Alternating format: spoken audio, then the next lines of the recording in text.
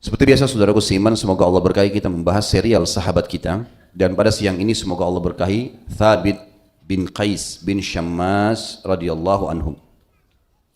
Seperti biasa teman-teman, kita kalau membahas tentang sahabat Nabi, kita tentang membahas manusia terbaik setelah para Nabi. Orang-orang yang sudah mendahului kita. Dan mendahului kita dengan kebenaran, dengan ilmu, dengan keimanan, dengan amal saleh. Orang yang sudah sukses di dunianya, rata-rata mereka mampu secara finansial dan juga mereka sukses dalam rumah tangga mereka, punya keturunan, punya pasangan. Mereka sukses dalam menjalankan perintah-perintah agama, semua perintah wajib atau sunnah dikerjakan, dan sudah jelas kesuksesan tadi itu akan membawa mereka pada kesuksesan dunia di akhirat juga, akan masuk ke dalam surga. Abdullah bin Mas'ud meriwayatkan dan menukil kepada kita, seorang yang memang disuruh oleh Nabi SAW untuk mengambil wasiat dari beliau. Beliau mengatakan, kalau kalian betul-betul mau menjadikan suri tauladan, maka pilihlah dari sahabat Nabi yang sudah meninggal dunia. Mereka sebaik-baik generasi. Oleh karena itu kita sangat fokus memang membahas ini sebulan sekali. Semoga Allah berkahi. Dan target kita insya Allah membahas semua sahabat. Mudah-mudahan Allah mudahkan, tidak akan kita sisahkan di antara sahabat yang mulia Ridwanullahi alaihim, dan kita akan pindah setelahnya ke kisah sahabiat. Dan saya berharap teman-teman juga mendoakan agar Allah mudahkan kita semua dalam keadaan kesehatan, memiliki kesehatan, kekuatan, dan dipanjangkan umurnya. Dan juga diikhlaskan niatnya. Saya akan membahas ke depannya insya Allah 25 serial Nabi dan Rasul. Kemudian juga kita akan membahas kisah-kisah para tabi'in, orang-orang yang datang setelah sahabat. Walaupun tadinya saya mau berurut, tetapi saya pikir nggak masalah, kita acak di waktu yang lain. Insya Allah saya akan bahas di Tablik Akbar juga biografi manusia-manusia terbaik ini, supaya kita bisa jadikan sebagai suri tauladan kita. Saudaraku seiman, Thabit bin Qais, sahabat Nabi yang telah diukir dalam buku-buku sejarah Islam, menjadi salah satu sahabat yang mendapatkan jaminan surga dari Nabi SAW. Selain 10 orang yang masuk surga, selain Bilal bin Abi Rabah, selain para istri Nabi, para anak-anak Nabi, cucu-cucu Nabi, maka beliau termasuk salah satu orang yang dijamin masuk surga. Tentu Thabit bin Qais, ya, kita akan buka bahasan beliau dengan perkataan Nabi SAW, Ya Thabit, ama tarda an ta'isha hamida, wa tuqtal syahida, wa tadkhul al-jannah. Hai Thabit, gembiralah, karena kamu akan hidup mulia, dan kamu akan mati syahid, dan kamu juga dipastikan akan masuk ke dalam surga. Ini jaminan Nabi SAW kepada manusia terbaik ini. Maka dari riwayat ini saja teman-teman sudah sangat cukup untuk kita mempelajari tentang biografi manusia terbaik ini. Kita mulai teman-teman dari masuk Islamnya Thabit radhiyallahu anhu, dan sebagaimana juga judul kita, Thabit bin Qais, khatib atau khatib Nabi SAW. Ya. Beliau adalah orang yang sangat fasih lisannya, lantang suaranya, seorang orator yang terkenal, penyair, penulis, dan juga beliau orang yang sangat cerdas, serta sangat tepat dalam memilih kata-kata dan membalas sebuah pernyataan yang dilemparkan kepada beliau. Dan ini sebuah fadilah tentunya. Awal masuk Islamnya di tangan manusia yang baik, yang mulia dari sahabat Nabi yang sudah pernah kita bahas, Mus'ab ibn Umair radhiyallahu anhu, duta Nabi SAW ke Madinah. Dan Thabit bin Qais berasal dari kota Madinah, dari suku Khazraj. Jadi ada 2 suku di Madinah yang sudah sering kita ulangi, Aus dan Khazraj, yang akhirnya menjadi Ansar, Datanglah Mus'ab ibn Umair ke rumah seorang sahabat yang mulia juga, As'ad ibn Zurarah, yang terkenal sekali. Sudah kita jelaskan juga kisahnya, bagaimana As'ad bin Zurarah memang membawa Mus'ab bin Umair keliling di Madinah untuk mengislamkan kepala-kepala suku, di antaranya masuk Islamnya ya, Sa'ad ibn Mu'adz radhiyallahu anhu, dan sudah kita bahas juga kisahnya tentunya sebelumnya. Yang jelas pada saat Mus'ab bin Umair lagi menyampaikan tentang agama Islam, dan setiap kali orang datang beliau hanya menyampaikan Al-Quran, dengan tujuan bahwasanya Al-Quran akan berbicara sendiri. Apalagi mereka orang-orang Arab yang mengerti bahasanya, tahu apa yang dimaksudkan oleh Allah sang pencipta dalam Al-Quran. Salah satu yang tersentuh adalah Thabit bin Qais, yang kebetulan waktu itu memang dia menjadi oratornya orang-orang Ansar, terutama suku Khazraj. Mereka dulu, zaman dulu itu suka, di zaman jahiliyah, mereka bertanding syair. Dan ini harus orang yang cerdas, kata-katanya fasih, ya, lisannya fasih, tidak pernah salah dalam mengucapkan kalimat. Kemudian juga suaranya lantang. Thabit bin Qais, kalau dia masuk Islam teman-teman, ini sama dengan kalau sekarang pemilik media masuk Islam, lalu medianya dipakai untuk Islam. Di situ kita baru tahu pentingnya di zaman itu kalau ada seorang penyair masuk Islam. Jadi luar biasa pengaruhnya. Karena dia kalau bicara seperti media kalau kita sekarang. Bayangkan kalau ada salah satu media nasional yang terkenal, kemudian tiba-tiba pemiliknya mungkin non muslim lalu masuk Islam, lalu kemudian dia ubah semua programnya menjadi Islam dan disebarkan dakwah. Maka luar biasa pengaruhnya, kurang lebih seperti itu. Thabit bin Qais adalah orang yang cerdas. Dia begitu datang ke Mus'ab bin Umair radhiyallahu anhu majma'in lalu bertanya tentang apa agama yang dibawa, lalu dibacakanlah beberapa ayat Al-Quran. Baru saja dia dengar, dia udah tahu ini bukan perkataan manusia. Karena dia penyair, dia tahu syair-syair yang disusun. Ya. Tapi ini tidak ada sama sekali hubungannya dengan syair. Lalu tanpa ragu dia pun mengucapkan 2 kalimat syahadat. Dan pada saat itu ada satu orang dari suku dia juga, wanita yang bernama Habibah bintu Sahal radhiyallahu anha, juga masuk Islam pada saat itu, yang bersamaan dengan Thabit masuk Islamnya. Lalu Thabit pun tidak menunggu, langsung dia melamar Habibah radhiyallahu anha dan Habibah pun menerimanya. Maka hadiahnya adalah mereka masuk Islam pada saat itu. Dan Allah Subhanahu wa taala mengaruniai mereka 3 orang anak laki-laki, Muhammad, Yahya dan Abdullah. Muhammad, Yahya dan Abdullah. Lalu Nabi SAW juga mempersaudarakan antara Thabit bin Qais setelah dia masuk Islam dan waktu Nabi SAW tiba di Madinah dengan sahabat muhajir namanya Amir bin Abi Bukair. Amir bin Abi Bukair ini adalah disebutkan keterangannya, beliau adalah seorang sahabat yang mulia, ikut dalam perang Badar dan seluruh perang lainnya bersama Rasulullah SAW. Masuk Islam bersama 3 orang sahabat, 3 orang saudaranya, Aqil, Khalid dan Iyas. Tidak ada 4 bersaudara yang ikut perang Badar selain mereka. Dan Amir pun gugur sebagai orang yang mati syahid di perang Yamamah. Sebagaimana juga kita tahu nanti Thabit juga meninggal mati syahid di perang Yamamah. 2 orang yang saling mencintai karena Allah ini, ya, mati, dua-duanya mati di jalan Allah Subhanahu wa taala. Baik teman-teman sekalian, beliau mendapatkan julukan Khatib Nabi sallallahu alaihi wasallam ada sebabnya. Disebutkan Anas bin Malik meriwayatkan kisah Thabit bin Qais sempat berkhutbah saat Nabi SAW datang ke Madinah. Jadi beliau naik di atas building yang tinggi, lalu beliau berteriak dengan suara yang keras. Tapi orang tahu ini adalah khatib, dia pembicara. Dan dia memiliki suara lantang, fasih, dia kalau ngomong orang jadi suka dengar. Sampai sebagian ulama mengatakan suaranya pun merdu, radhiyallahu anhum. Lalu beliau berkata, pada saat itu mengatakan, kami melindungimu, wahai utusan Allah, dari segala apa yang kami melindungi diri dan anak-anak kami darinya. Yang kami ingin tanyakan, apa yang kami dapatkan balasannya? Maka kata Nabi SAW, surga. Nabi SAW dari atas untanya mengatakan, surga. Lalu kata beliau, kami menerimanya dengan ridha. Setelah mengucapkan kalimat ini dan didengarkan semua oleh orang Ansar, berarti gara-gara Thabit bin Qais yang bertanya dan Nabi SAW berikan jaminan surga seluruh Ansar, seluruh penduduk Madinah yang masuk Islam pada saat itu, agar mereka, kalau mereka melindungi Nabi SAW, dan kita sudah tahu memang mereka melindungi Nabi SAW, maka gara-gara pertanyaan Thabit, orang-orang Ansar semuanya merasa tentram dan akhirnya memaksimalkan pembelaan untuk Nabi SAW karena jaminannya adalah surga. Dan ulama mengatakan bahwasanya setiap mata yang melihat pada saat itu dan setiap telinga yang mendengar dari kaum muslimin Madinah, dipastikan dari orang-orang Madinah, dipastikan Thabit bin Qais yang mendapatkan pahalanya karena dia sempat ya membuka pertanyaan kepada Nabi SAW tentang masalah jaminan surga tadi.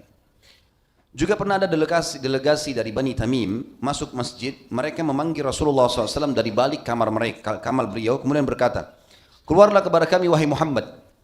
Mereka masih dalam keadaan kafir tentunya.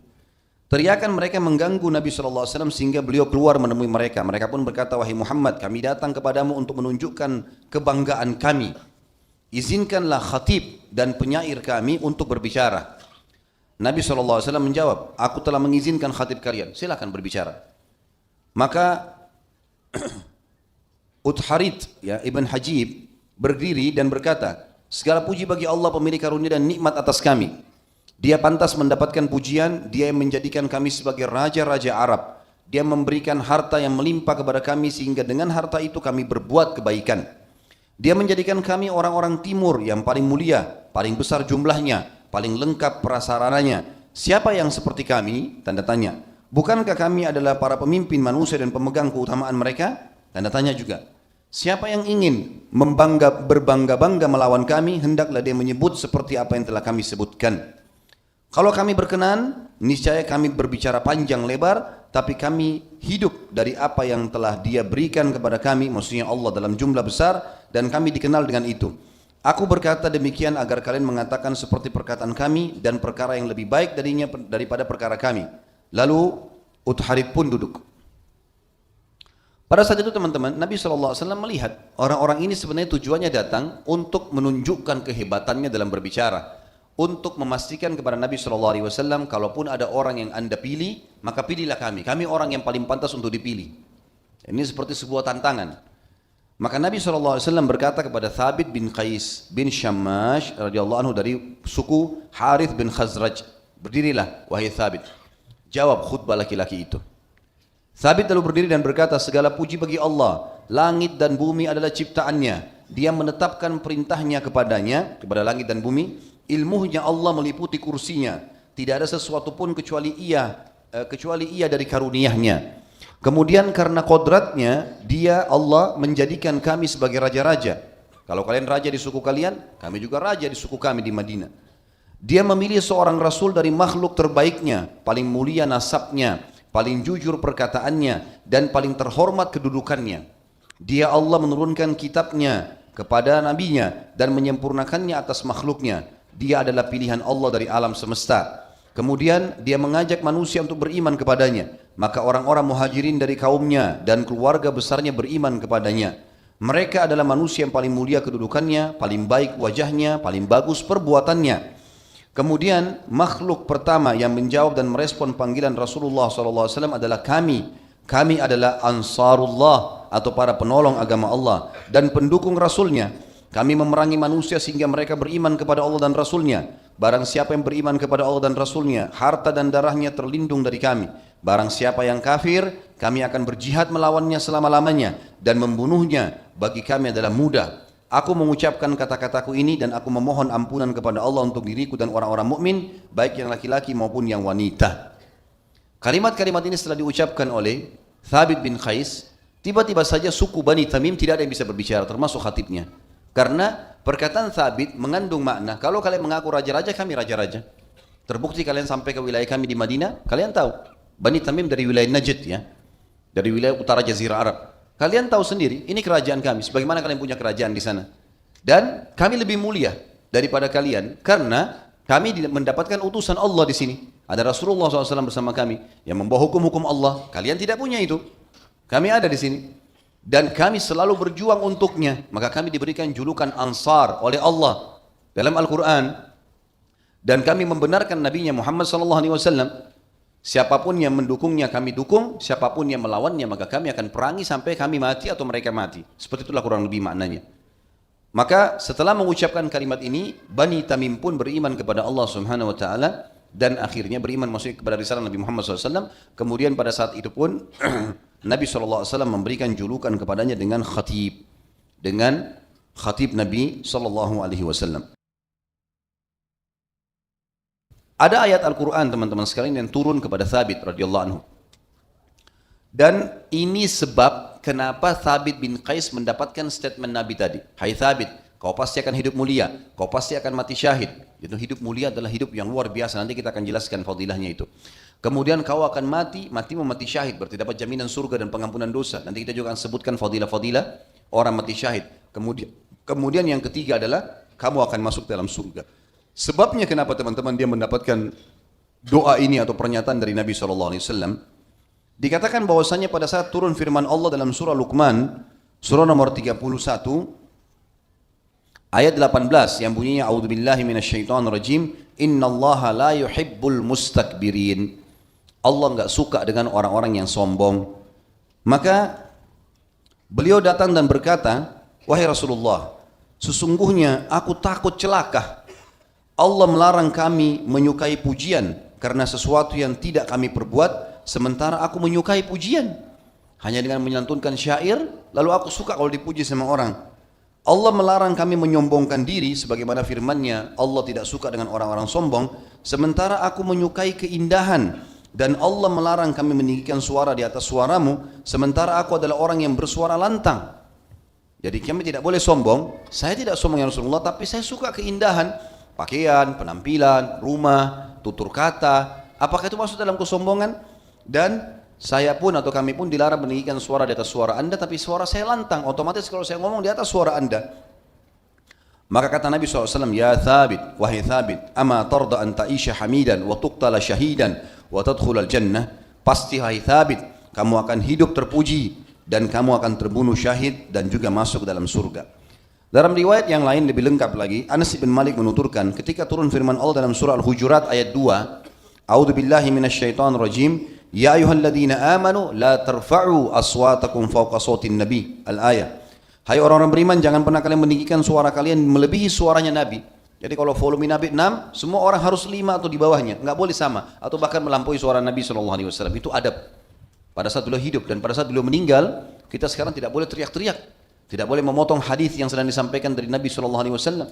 Menghormati orang-orang yang menghormati hadis-hadis Nabi SAW. Sampai Imam Malik rahimahullah, beliau kalau mau menyampaikan hadis, beliau mandi dulu dan menggunakan baju terbaik dan wangi-wangian karena mau menyampaikan apa yang Nabi SAW telah sampaikan. Jadi kita harus memuliakan, gitu kan? Masuk di masjidnya Nabi nggak boleh teriak-teriak. Bacakan salam pun di kuburannya dengan salam yang santun, yang sopan. Nggak boleh orang teriak-teriak ini. Ini adabnya. Thabit waktu turun radhiyallahu anhu ayat ini, surah Al-Hujurat ayat 2, beliau tidak terlihat beberapa hari di masjid, mengurung diri di rumahnya. Dan tradisi Nabi SAW, teman-teman sekalian, kalau ada sahabatnya yang tidak hadir di masjid, itu selalu beliau tanyakan. Beliau selalu tanyakan, mana si fulan? Kalau sakit dijenguk. Kalau meninggal maka beliau mendatangi, takziah di rumahnya, bantu ngurus jenazahnya, ya, datang mendoakannya, ya, di kuburan dan seterusnya.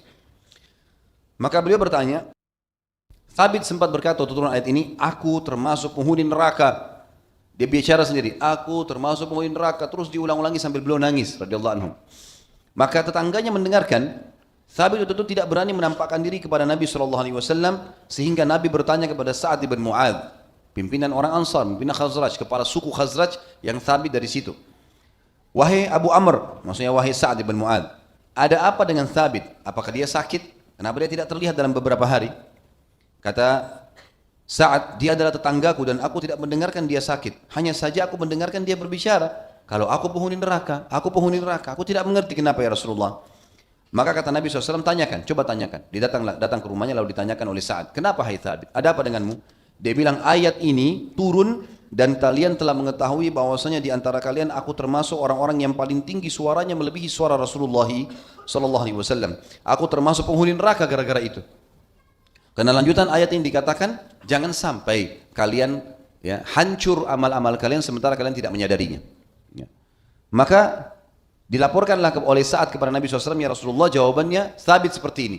Maka kata Nabi SAW dalam hadis yang masyhur riwayat Imam Muslim dan Imam Ahmad, bal huwa min ahlil jannah, tapi dia termasuk penghuni surga. Karena suara yang lantang itu untuk membela kebenaran, bukan untuk mengangkat suara di hadapan Nabi SAW. Dan boleh seseorang pada saat ceramah mengangkat suaranya. Bahkan ciri khas Nabi SAW kalau beliau sedang berkhutbah, maka wajah beliau memerah, gitu kan? Berubah seperti beliau sedang memotivasi pasukan untuk berperang. Jadi apapun hukum yang disampaikan, Nabi SAW melantangkan suaranya. Dan itu bagian daripada adab dan ilmu orang yang menjadi khatib, sebagaimana akan kita jelaskan nanti insyaAllah. Ada juga dinukil oleh para ulama tentang masalah kisah unik di dalam kehidupan Thabit bin Qais, terutama pada hari Quraidah. Tentu Quraidah teman-teman sudah sering saya ulang ini, salah satu suku Yahudi di Madinah yang tinggal di pinggiran kota Madinah, dan mereka berkhianat pada saat terjadi perang Ahzab, gitu kan? Tentu banyak kisahnya, dan ini bisa kembali ke kajian sirah kita di YouTube, sudah ada tentang perang Bani Quraidah. Tapi yang kita ingin ditiberatkan adalah pada saat suku Quraidah sudah mengalah, gitu kan?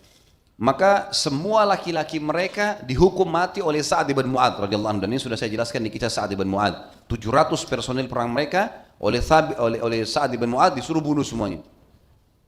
Kecuali memang kalau ada di antara mereka yang dilindungi oleh kaum muslimin. Perlu teman-teman tahu, sebelum Nabi SAW hijrah ke Madinah, Aus dan Khazraj, dua suku nanti setelah Islam dikenal dengan Ansar, mereka sering berperang. Karena kondisi kota Madinah teman-teman, 50% Aus dan Khazraj, 50% Yahudi. Dan ciri orang-orang Yahudi suka mengadu domba orang. Mereka supaya aman tinggal di Madinah, maka mereka buat Aus dan Khazraj perang. Jadi sebagian suku Yahudi membiayai Aus, sebagian membiayai Khazraj. Dan mereka tidak sadar kalau diberantemin nih. Makanya Allah ceritakan dalam ada ayat Al-Quran tentang keadaan orang Ansar yang tadinya mereka sudah hampir binasa. A'udzubillahi minasyaitonirrajim wa kuntum ala syafa hufratin minan nar fa anqadhakum minha. Ya. Tadinya sudah ada di ujung neraka kata Allah kepada orang Ansar, lalu Allah selamatkan kalian darinya dengan diutusnya Nabi SAW kepadanya. Ini kan cerita teman-teman sekalian. Rupanya orang-orang Yahudi bermain di situ. Setelah datang Islam, orang Yahudi tidak bisa lagi bermain karena Nabi SAW mempersaudarakan antara semua Muslim, saudara umum semua yang syahadat saudara, ada saudara khusus. Masalah muhajirin dan ansar atau orang-orang saleh di antara mereka secara individu. Terjadi peperangan, suku Quraizah diusir dari Nabi SAW, dihukum mati laki-lakinya dan yang lainnya semuanya ditawan, gitu kan? Thabit bin Qais, pada saat terjadi peperangan sebelum Islam antara Aus dan Khazraj, ada satu peperangan besar namanya Perang Bu'ath. Perang ini teman-teman sekalian, Perang Bu'ath ini, perang yang hampir banyak membinasakan orang-orang Aus dan Khazraj. Dan Thabit bin Qais termasuk orang yang tertawan oleh suku Aus pada saat itu. Dan ada satu orang Yahudi bernama Zubair bin Batta. Ibn Batta ini atau Ibn Batta, Zubair ini pimpinan orang Yahudi dan membiayai peperangan itu.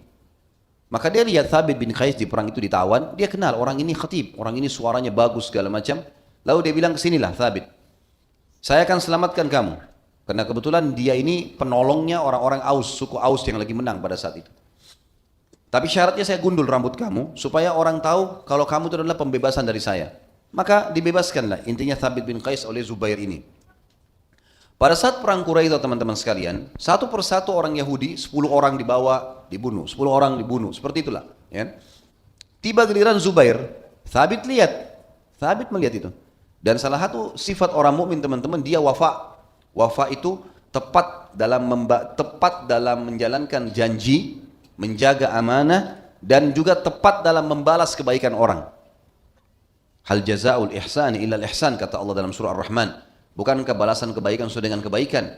Dan kata Nabi SAW dalam hadis sahih, siapa yang telah berbuat kepada kalian kebaikan, maka balaslah dengan yang setimpal atau lebih baik. Dan siapa yang mengucapkan jazakallahu khairan, maka dia telah memenuhi dan memberikan yang terbaik dari balasannya. Ringkas cerita, Thabit bin Qais radhiyallahu anhu melihat Zubair, orang Yahudi ini, ditawan, lagi digiring mau dibunuh. Memang dia termasuk tawanan yang akan dibunuh. Maka Thabit mengatakan, hai Zubair, aku akan berbuat baik padamu, sebagaimana pernah kau berbuat baik padaku pada perang Bu'ath, gitu kan? Aku akan melindungimu. Kata Zubair, kalau kau melakukannya, kau telah berbuat baik kepadaku. Sempat Thabit bilang gini, apakah kau melupakanku hai Zubair? Kata Zubair, orang sepertiku tidak akan melupakan orang sepertimu. Maksudnya, aku pernah menolongmu, aku tidak lupa itu. Kata Thabit, saya akan menolongmu sekarang. Kata dia, baiklah, kalau memang kau menolongku, maka aku berterima kasih. Maka pergilah Thabit bin Qais kepada Nabi SAW bertanya, ya Rasulullah, Zubair berikanlah kepadaku. Orang Yahudi tentunya, ini bukan Zubair bin Awam ya, tapi Zubair yang tadi sudah kita sebutkan, namanya adalah Zubair bin Batta. Ya. Maka dia berkata, dan perlu teman-teman tahu ya, orang-orang Yahudi di Madinah, karena mereka sudah lama tinggal di Madinah, waktu itu mereka menggunakan bahasa Arab, mereka juga menggunakan nama-nama Arab. Ya. Beda dengan sekarang, mereka tinggal di Eropa, mereka namakan namanya dengan nama Eropa, seperti itulah. Maka yang terjadi adalah Nabi SAW didatangi oleh Thabit mengatakannya, Rasulullah, Zubair pernah berbuat baik sama saya, berikanlah untuk saya. Kata Nabi SAW, dia punya kamu, silahkan. Dan ini juga hukum syar'i dalam peperangan boleh. Kalau seseorang sedang punya tawanan atau ada orang yang ditawan oleh pasukan muslimin dan dia merasa orang ini dia mau bebaskan atau dia mau lindungi, boleh dia datang kepada panglima perang mengatakan, ini punya jasa dengan saya, bisa diberikan kepada saya saja.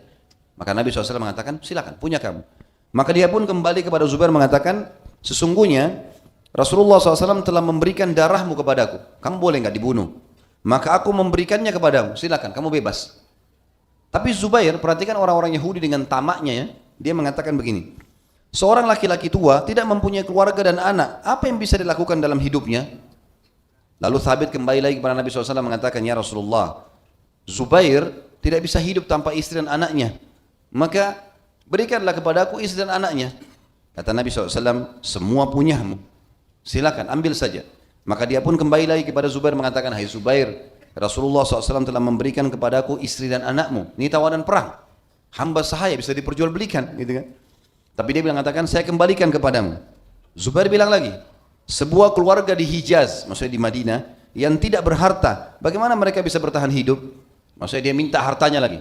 Ini sudah nyawanya selamat, keluarganya selamat, masih tamak. Nanti kita lihat penutupan kisah ya, bodohnya si Zubair ini luar biasa. Zubair Yahudi ya, bukan Zubair Muslim. Kemudian Thabit menemui Nabi SAW dan berkata, ya Rasulullah, berikanlah hartanya Zubair kepadaku. Karena dia tidak bisa hidup sama istilahnya tanpa harta. Kata Nabi SAW, itu untukmu, ambil saja, silakan. Dia kembali lagi mengatakan kepada Zubair, wahai Zubair, sesungguhnya Rasulullah SAW telah memberikan hartamu kepadaku, dan aku memberikannya semua padamu, tidak usah dibagi, silakan. Sebagai balas jasa dulu. Gitu kan? Hanya itu saja. Begitu luar biasanya, namanya wafa dalam agama. Bagaimana dia luar biasa membalas kebaikan orang walaupun orang kafir. Ya. Lalu kemudian Zubair berkata lagi, wahai Thabit, ya, bagaimana dengan seorang laki-laki yang wajahnya seperti cermin yang elok dan darinya garis-garis kampung terlihat. Maksudnya orang-orang pada garis-garis pada mengejarnya. Yaitu Ka'ab bin Asad. Ini salah satu pimpinan Yahudi yang terkenal dengan ketampanannya. Gitu kan? Bagaimana keadaannya dia? Pemimpin orang-orang Yahudi. Thabit berkata, ia telah mati terbunuh bersama dengan korban yang lain.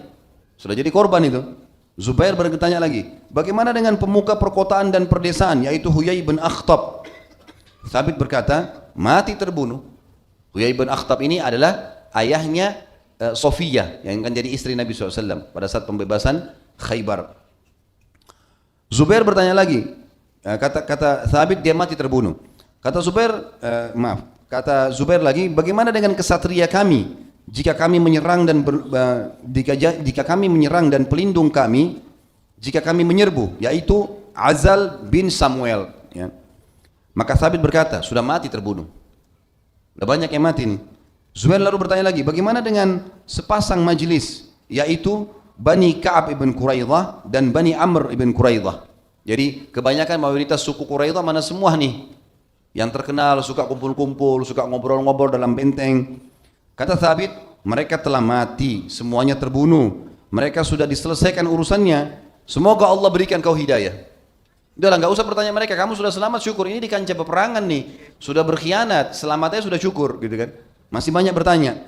Maka Zubair berkata kepada Thabit, ini aneh permintaannya. Dia bisa selamat, tapi apa yang dia bilang? Aku memohon dengan nama Allah dan dengan jasa baikku atasmu, wahai Thabit, agar engkau menyusulkanku dengan kawan-kawanku. Aku juga mau mati dibunuh. Dalam riwayat yang dikatakan, aku ingin masuk surga bersama mereka. Kebodohan ini ya. Demi Allah, tidak ada lagi kebaikan bagi kehidupan sesudah mereka. Aku tidak sabar karena Allah. Ya.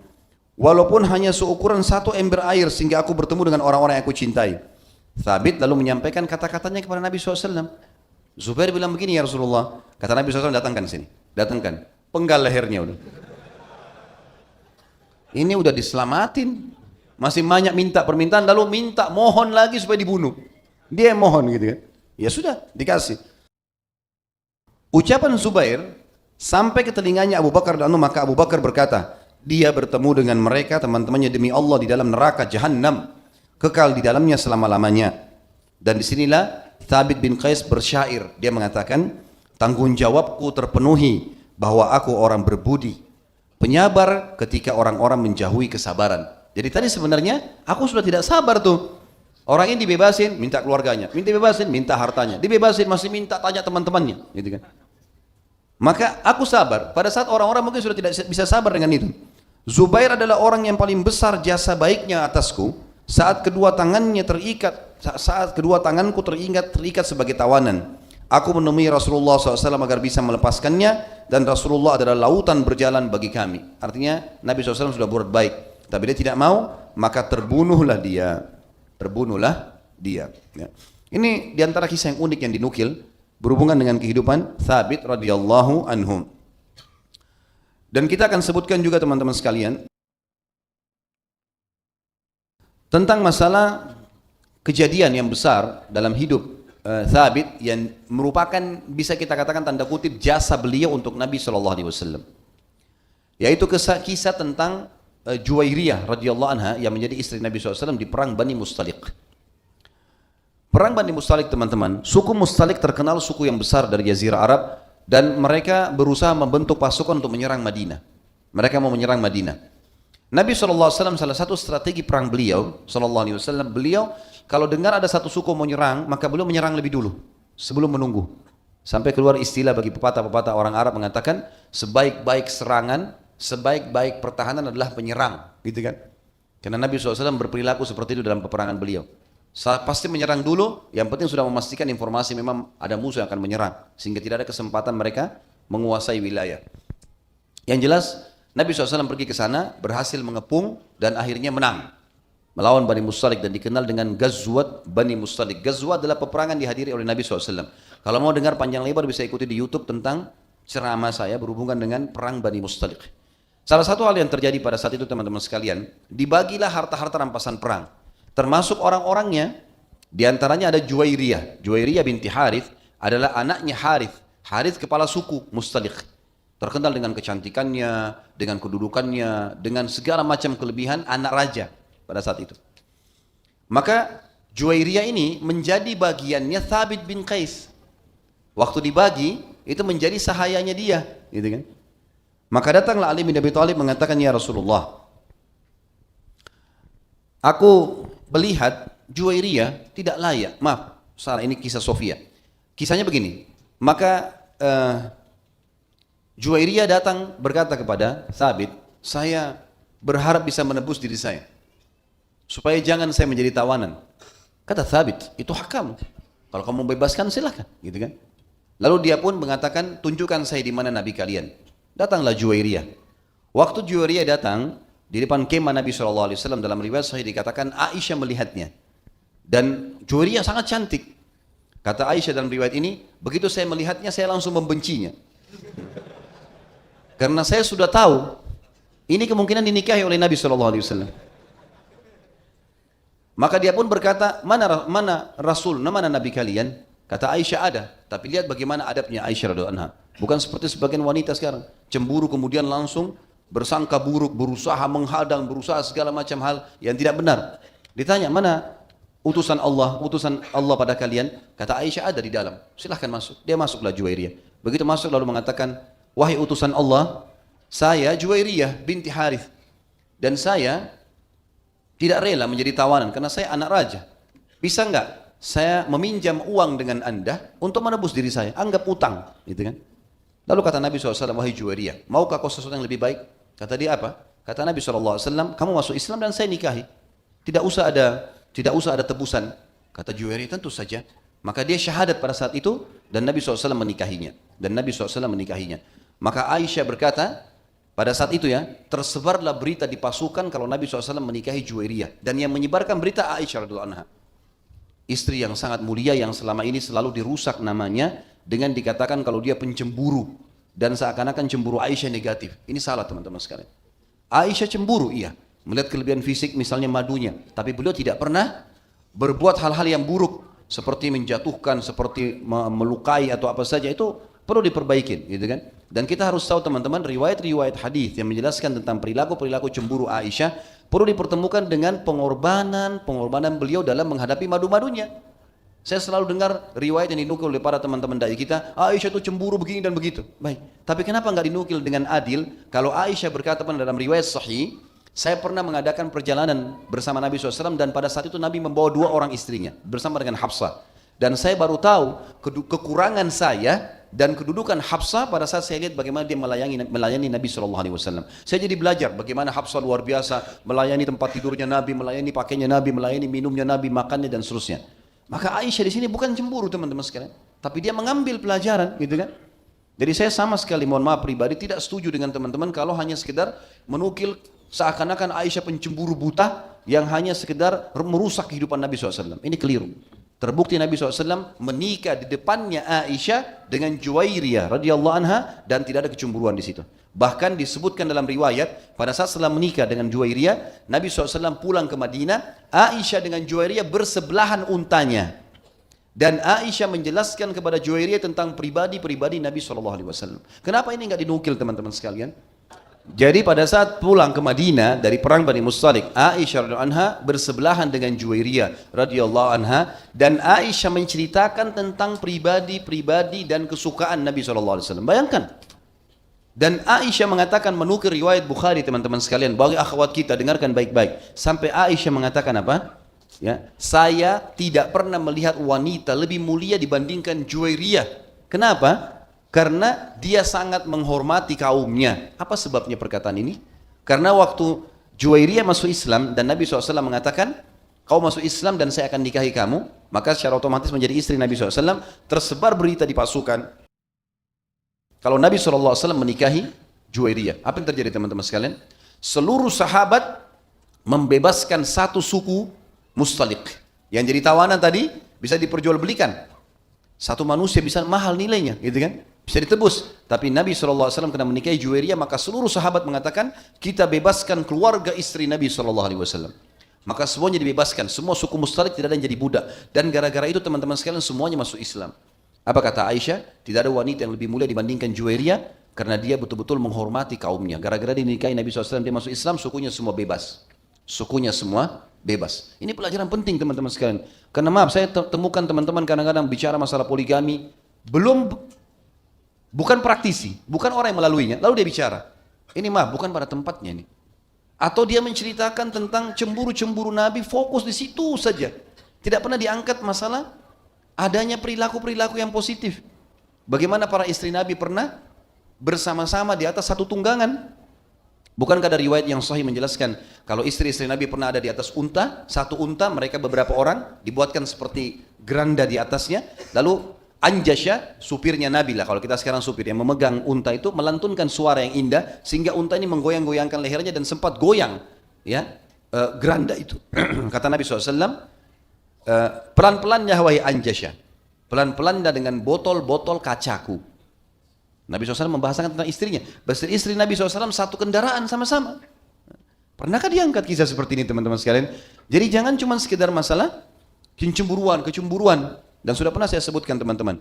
Ada beberapa riwayat seperti misalnya cemburunya Aisyah radhiyallahu anha dan beliau meminta maaf dengan Nabi SAW. Di antaranya, beliau pernah cemburu dengan Khadijah radhiyallahu anha. Riwayat sahih. Kalau Nabi SAW pernah duduk bersama Aisyah di Madinah, lalu datanglah dua orang wanita yang memberikan salam. Begitu mendengar suara, Nabi SAW tiba-tiba berdiri dan buru-buru membuka pintu dan mempersilahkan dua wanita tua untuk masuk. Lalu berkata, wahai Aisyah, layani tamu kita. Maka Aisyah pun melayani radhiyallahu anha dan beliau dengan adabnya kalau tamu datang tidak menanyakan kenapa datang, untuk apa, sampai mereka ceritakan. Mungkin dia cuma sekedar mau bertamu. Adab syar'inya begitu. Ada orang subhanallah tamu masih depan pintu, mau apa? Ini super pelit ini. Luar biasa. Panggil dulu datang, masuk, berikan minuman, berikan makanan. Kalau dia nggak terangkan, dia sudah berarti cuma mau bertamu, kan gitu. Itu adabnya. Aisyah pun radhiyallahu anha melayani kedua tamunya ini, ngobrol-ngobrol secara umum, enggak tanya kalian siapa, mau apa di sini, enggak ada tanya. Udah makan, mereka cerita apa, Aisyah menjawabnya radhiyallahu anha. Pulanglah dua wanita tersebut. Lalu Aisyah berkata, ya Rasulullah, siapa dua wanita itu? Begitu luar biasanya Anda menghormatinya. Apa kata Nabi SAW? Kalau yang satu adalah adiknya Khadijah. Dia adik kandungnya Khadijah, dan yang satu lagi sahabat dekatnya Khadijah yang selalu mengunjungi rumah kami pada saat di Mekah. Perhatikan ini kalimatnya ya. Apa yang terjadi? Aisyah tiba-tiba cemburu. Apa kata Aisyah? Ya Rasulullah, Anda masih mengenang wanita Quraisy yang sudah keriput semua mukanya ya, dan sudah masuk dalam tanah. Sementara Allah sudah menggantikan Anda wanita Quraisy yang lebih baik. Maksudnya Khadijah sudah tua ya Rasulullah, sudah mati, kenapa masih diingat? Saya ada, masih hidup, lebih mudah gitu kan? Apa kata Nabi SAW? Wahai Aisyah, tidak akan pernah ada yang mengganti kedudukan Khadijah.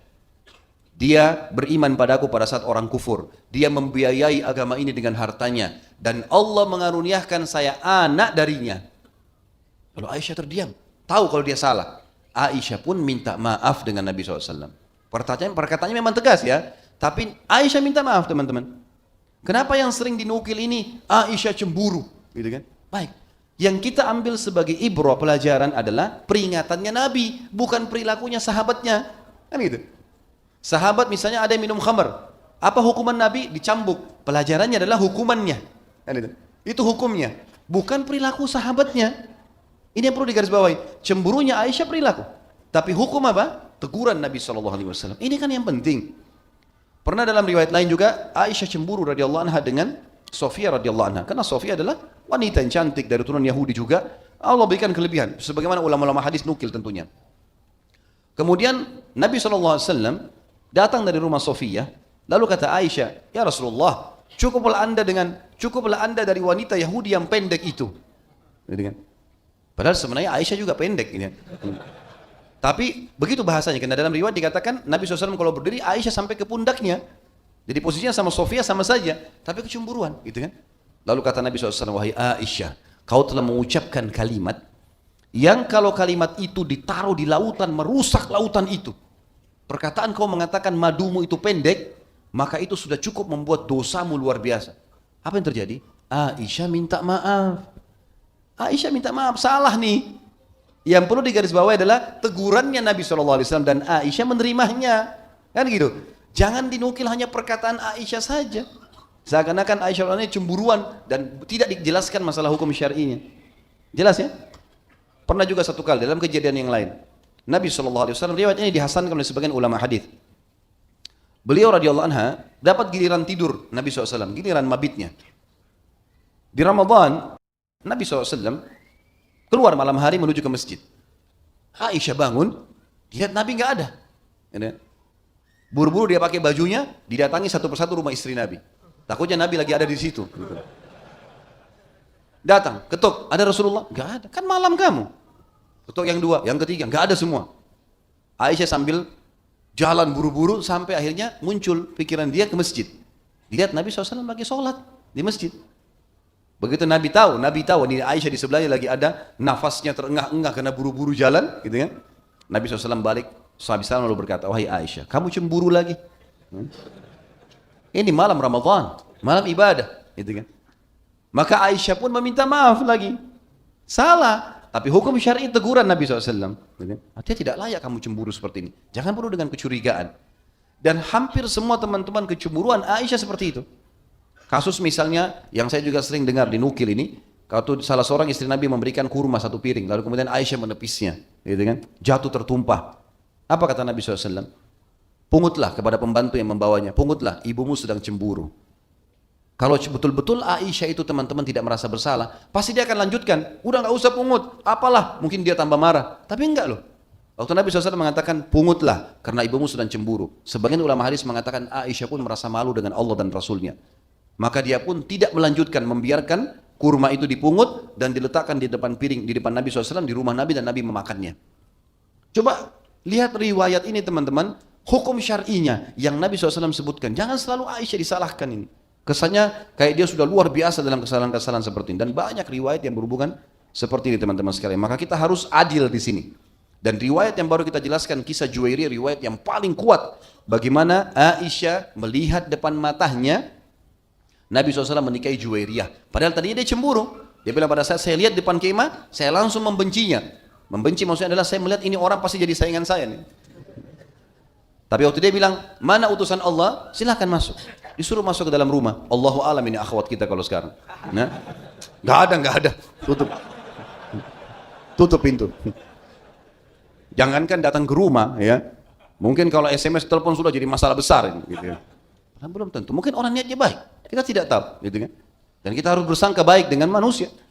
Saya sudah pernah nukil teman-teman sekalian riwayat-riwayat para salaful ummah sampai mereka berkata kalau seandainya ada seseorang muslim di atas gunung, dia mengatakan ana rabbukumul a'la. Firman Allah, saya Tuhan kalian yang maha tinggi. Perkataan ini dalam Al-Quran diceritakan tentang statementnya Fir'aun. Yang dia kalau naik di atas teras rumah istana dia mengatakan ana rabbukumul a'la, saya Tuhan kalian yang tinggi. Musa alaihissalam mengatakan Allah itu a'la. Lalu dia balas dengan kata-kata dia itu. Apa kata ulama? Kalau saya lihat muslim di atas gunung bilang itu ana rabbukumul a'la, saya Tuhan kalian tinggi, saya akan bilang, oh dia lagi baca ayat. Lihat bagaimana sangka baiknya. Padahal orang itu sebutkan, mungkin dia betul ngaku Tuhan. Kalau saya melihat saudara saya muslim jenggotnya basah dengan khamar, saya akan mengatakan tertumpah pada jenggotnya khamar. Dan kalau saya temukan seorang muslim berada di atas satu unta tunggangan dengan wanita lain, saya akan mengatakan bahwasanya itu mungkin istrinya, mungkin ibunya, mungkin adiknya. Ya. Coba kalau antum sekarang lihat ada seorang laki-laki sama perempuan di mobil, antum nggak kenal perempuannya, langsung matanya melotot, berhenti motornya, cek.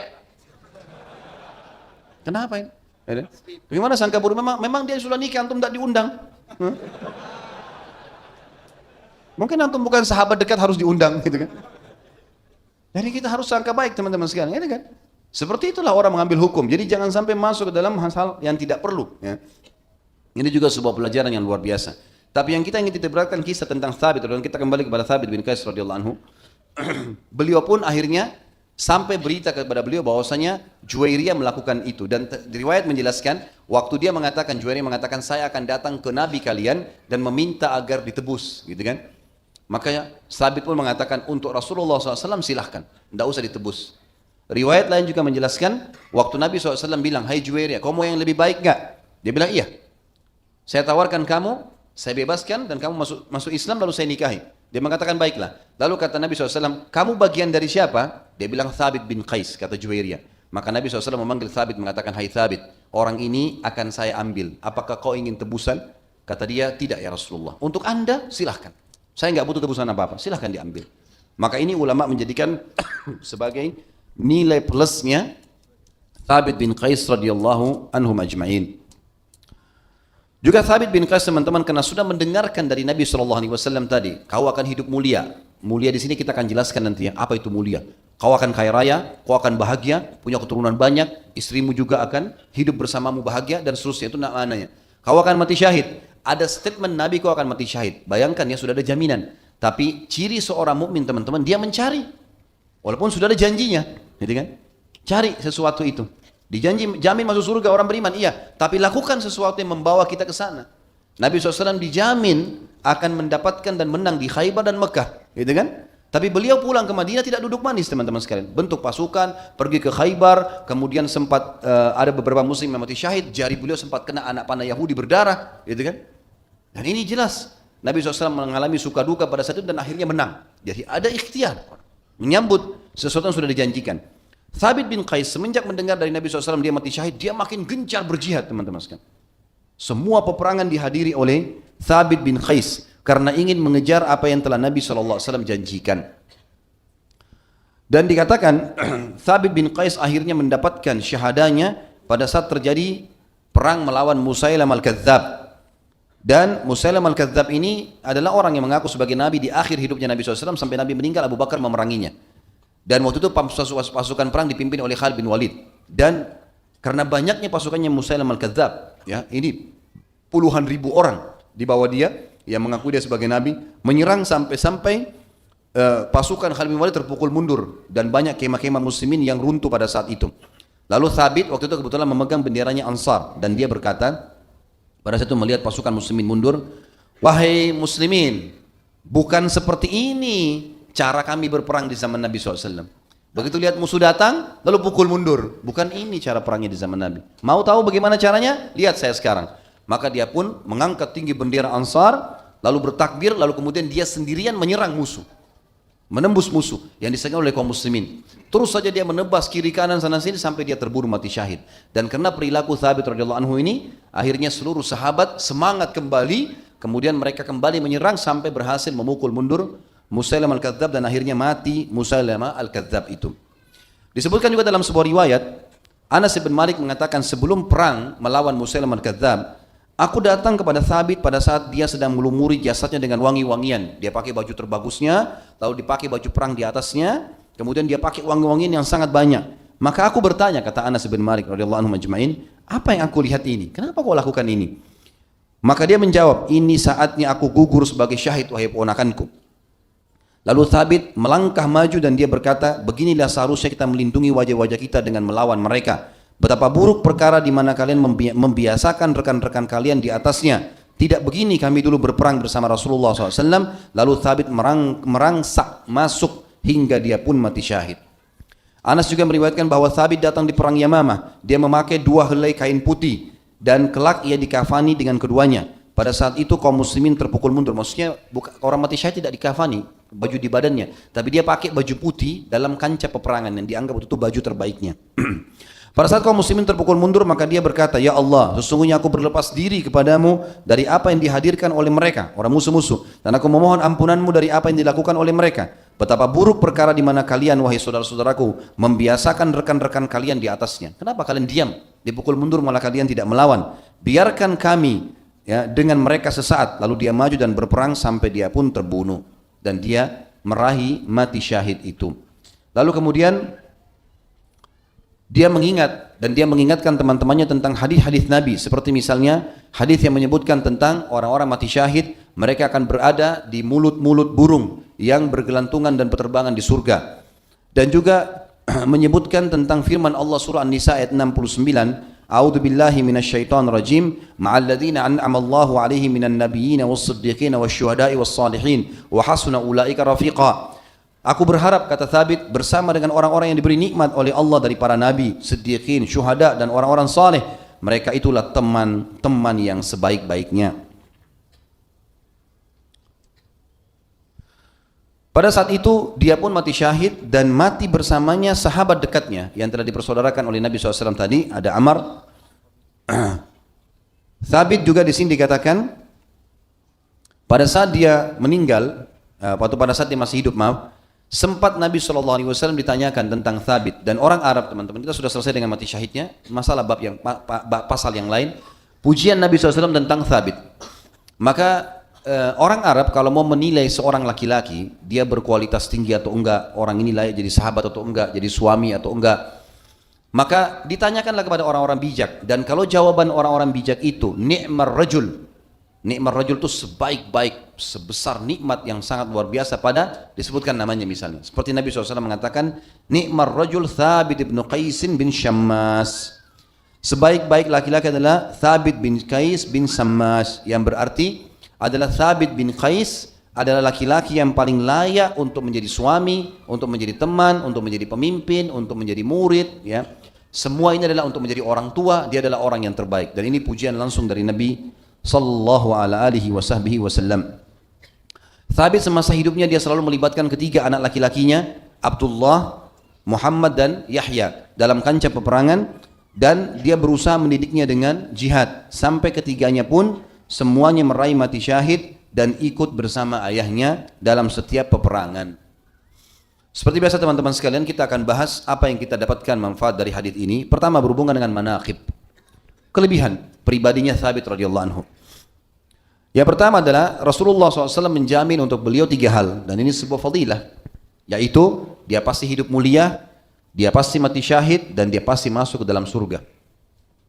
Yang kedua, dia mendapatkan julukan khatibnya Nabi SAW, dan sudah kita jelaskan tadi kisahnya. Awal dia menjadi khatib untuk Nabi SAW itu ada di halaman 209 sampai 211 bagian-bagian bukunya. Yang ketiga, dia termasuk yang pertama masuk Islam di tangan Mus'ab bin Umair. Ini juga sebuah fadilah, ya. Yang keempat, dia adalah laki-laki yang taqi dan wara'. Taqi adalah orang yang patuh, dan wara' adalah orang yang menjaga kesucian kehormatannya dengan Allah. Nah, itu ada dijelaskan di halaman 212 sampai 213. Tapi di antara kisah tadi adalah pada saat turun firman Allah, innallaha la yuhibbul mustakbirin, Allah enggak suka dengan orang-orang sombong. Dan juga ya ayyuhalladzina amanu la tarfa'u aswatakum fawqa sautin nabi, al-ayah, hai orang beriman jangan kalian angkat suara kalian di atas suara Nabi. Maka Thabit bin Qais tidak keluar dari rumahnya beberapa hari. Lalu dia mengatakan, aku pasti jadi penghuni neraka. Terus dia ucapkan, dia sholat di rumah pun pada saat itu, dia kena ketakutannya. Sampai akhirnya Nabi SAW tanyakan kepada Sa'ad bin Mu'adz, dan ternyata dia tetangganya, lalu kemudian didatangi rumahnya oleh Sa'ad, lalu dia menjelaskan kalau ya saya sebenarnya adalah orang yang paling tinggi suaranya di hadapan Nabi SAW. Saya adalah orang yang menyukai keindahan, maka saya takut saya termasuk orang yang sombong, dan ini adalah hal yang menakutkan buat saya takut saya masuk neraka. Maka waktu sampai kepada Nabi SAW, Nabi mengatakan dia bahkan penghuni surga. Ini termasuk wara' teman-teman. Jadi kalau datang satu peringatan dari Allah dan Rasulnya, kita terima. Ini wara' artinya menjaga kesucian hubungan dengan Sang Pencipta Allah Subhanahu Wa Taala. Yang kelima, dia mengikuti semua peperangan Nabi SAW, termasuk Badr. Dan kita sudah pernah jelaskan, perang Badr adalah perang yang sangat mulia dalam Islam. Bahkan yang hadir di Badr dijamin masuk surga. Dan juga ulama sepakat mengatakan setelah 10 orang yang dijamin masuk surga, maka yang datang setelahnya ahli Badr, sahabat yang paling mulia, dan mereka diampuni semua dosa-dosanya. Yang keenam, dia adalah orang yang wafi, atau orang yang tepat janji, tepat menjaga amanah, dan selalu maksimal dalam membalas kebaikan orang lain. Seperti kisah dengan Zubair bin Bata, orang Yahudi tadi, gitu kan? Yang dia begitu luar biasanya, orang ini pun dengan cerewetnya, tapi dia tetap penuhi. Ini salah satu ciri orang beriman. Harus kita wafa namanya, ya. Wafa itu tahu menilai teman-teman. Sampai para sahabat mengatakan, kalau saya menemukan satu kebaikan dari seseorang, dan saya menemukan dari sisi lain 10 keburukannya, saya tetap akan mengenang satu kebaikan itu untuk menutupi 10 kekurangannya. Lihat bagaimana mereka melakukannya teman-teman. Kita balik kadang-kadang. Kita 10 kebaikan orang, dengan satu keburukan kita lupakan semua kebaikan dia. Nah, ini hal yang buruk, tidak boleh. Kita harus wafa, ini sifat yang positif dalam agama Islam. Kemudian yang ketujuh adalah Nabi SAW, dia mendahulukan Nabi SAW dari dirinya sendiri, termasuk tentang kisah Juwairiyah. Padahal Juwairiyah ini anak raja, wanita tercantik pada saat itu. Dan waktu Nabi SAW mau menikahi, dia menghibahkan kepada Nabi SAW. Ya. Sebagian ulama hadis mengatakan, bisa saja kalau dia mengatakan, ya Rasulullah, saya menginginkannya, maka bisa saja Nabi SAW mengatakan, baiklah, digantikan dengan wanita yang lain juga. Gitu.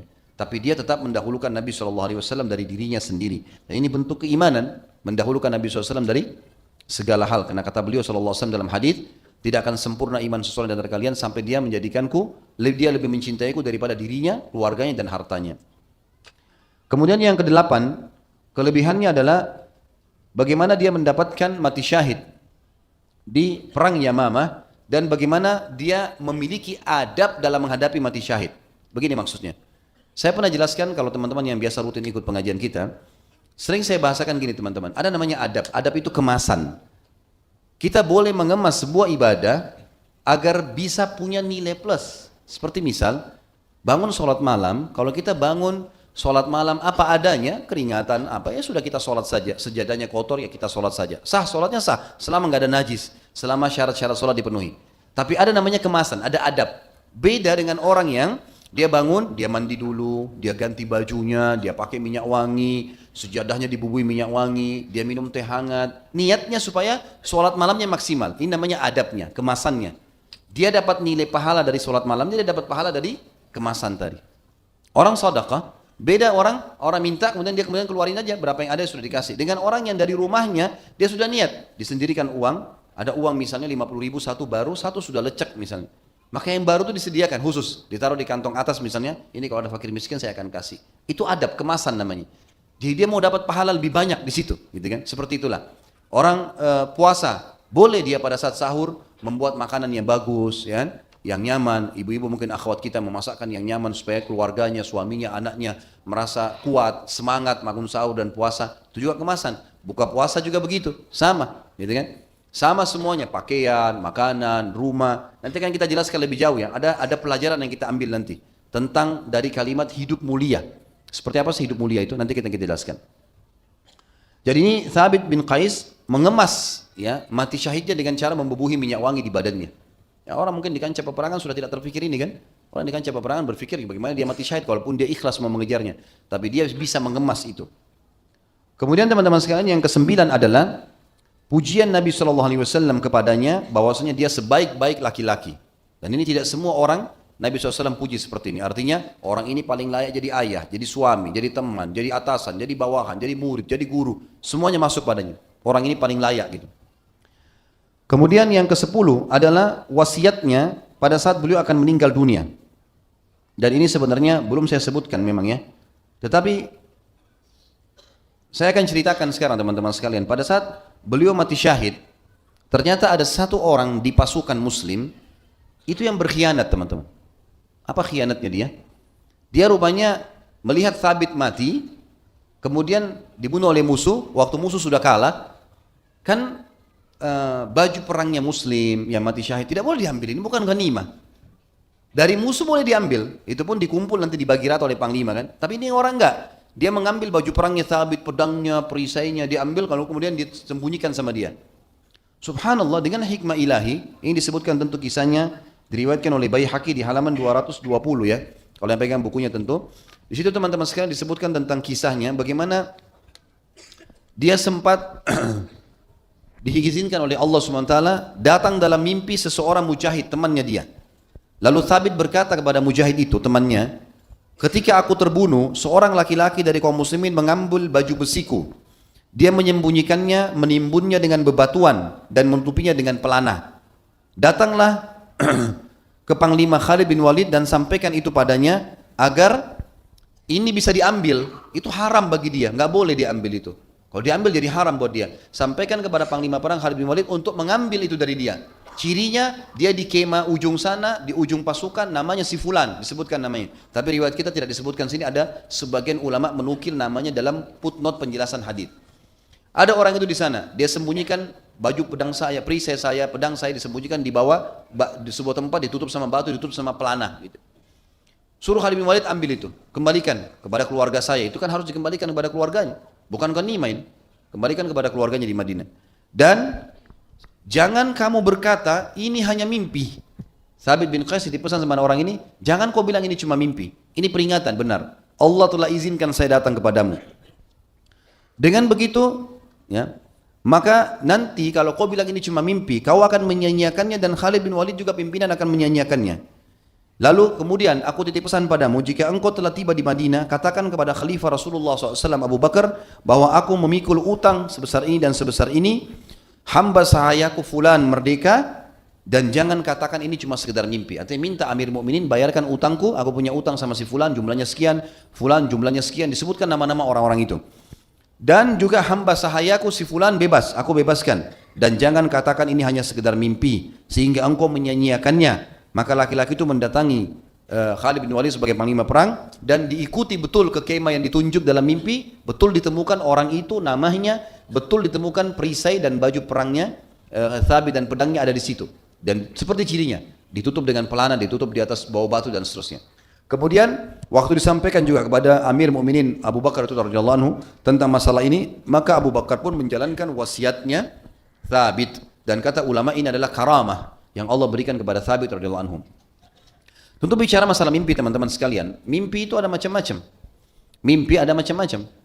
Tapi di antaranya kalau kita simpulkan ada hilm dan ada ru'yah. Hilm dari syaitan, hilm dari syaitan.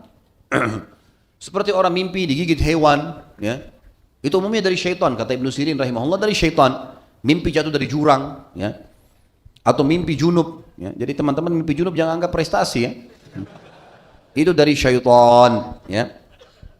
Jadi itu salah. Nabi SAW makanya tidak pernah junub. Tapi bukan berarti kesalahan kita, karena kita tidak tahu syaitan yang bermain, gitu kan.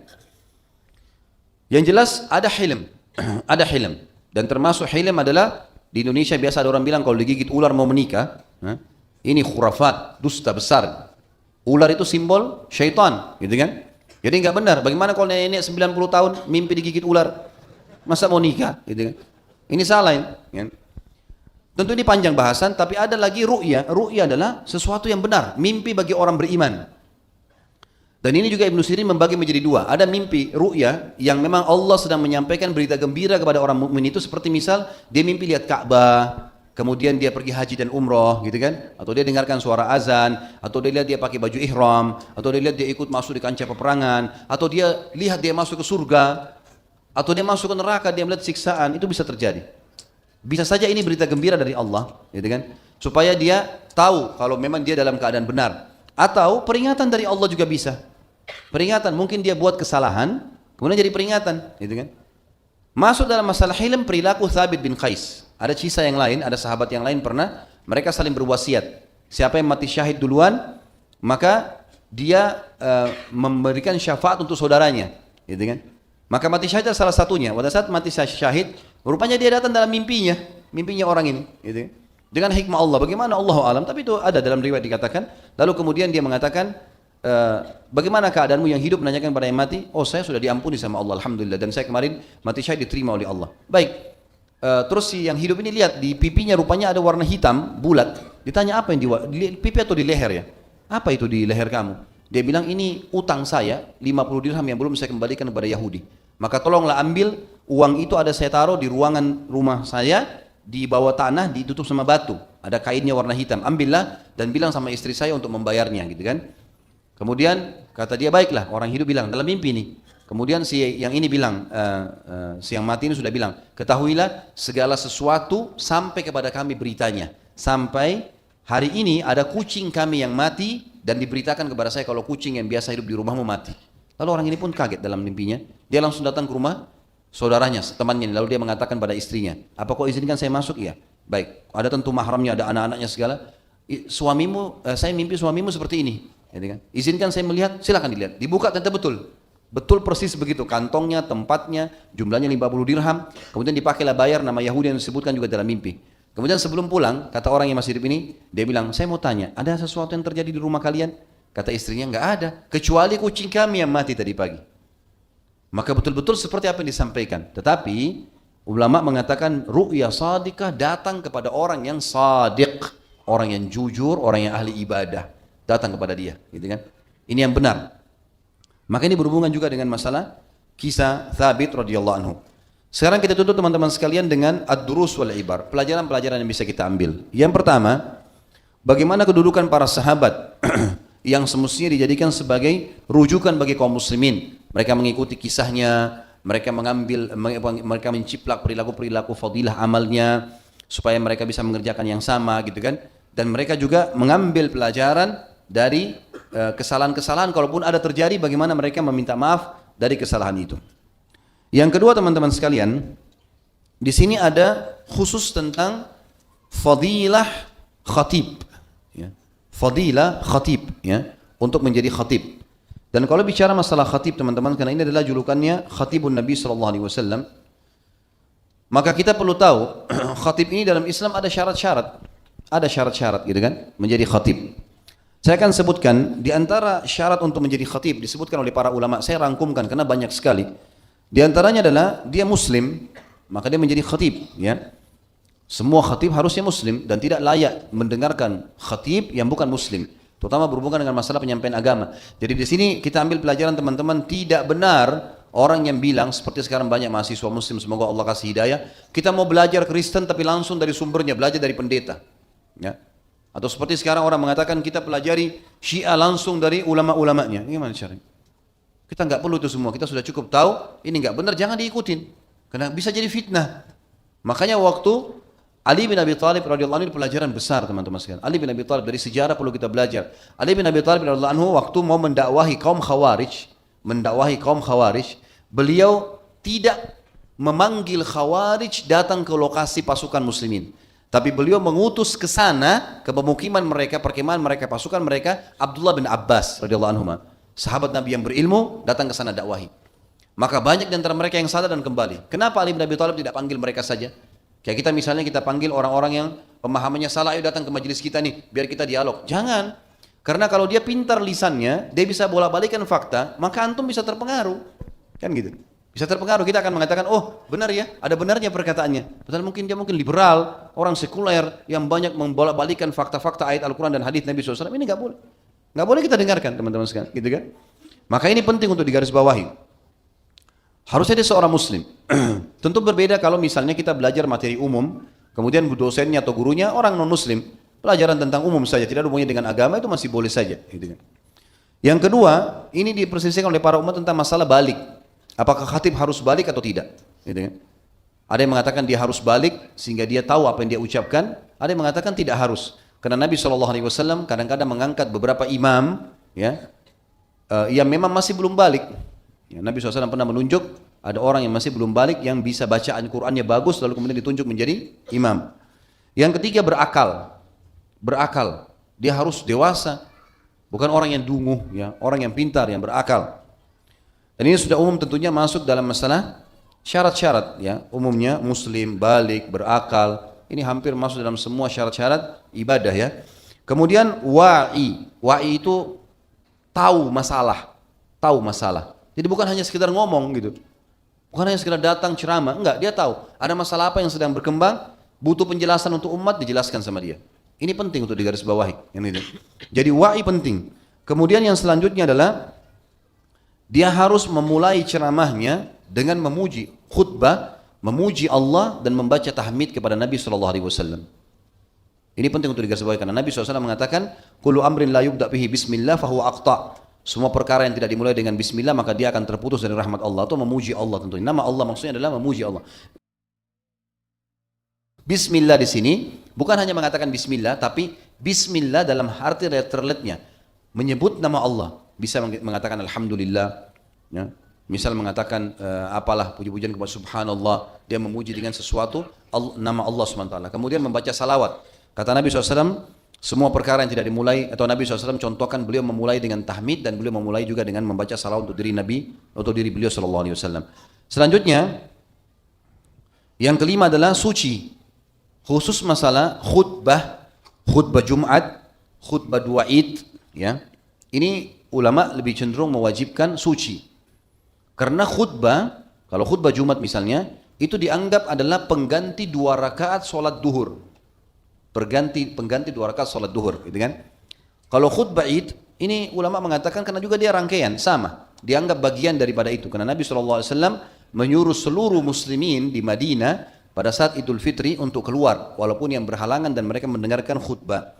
Dan khatibnya di sini dianjurkan bersuci. Kemudian yang selanjutnya yang keenam adalah menutup aurat. Ini sudah umum dan Imam Syafi'i rahimahullah menekankan ini sebagai rukun yang sangat penting.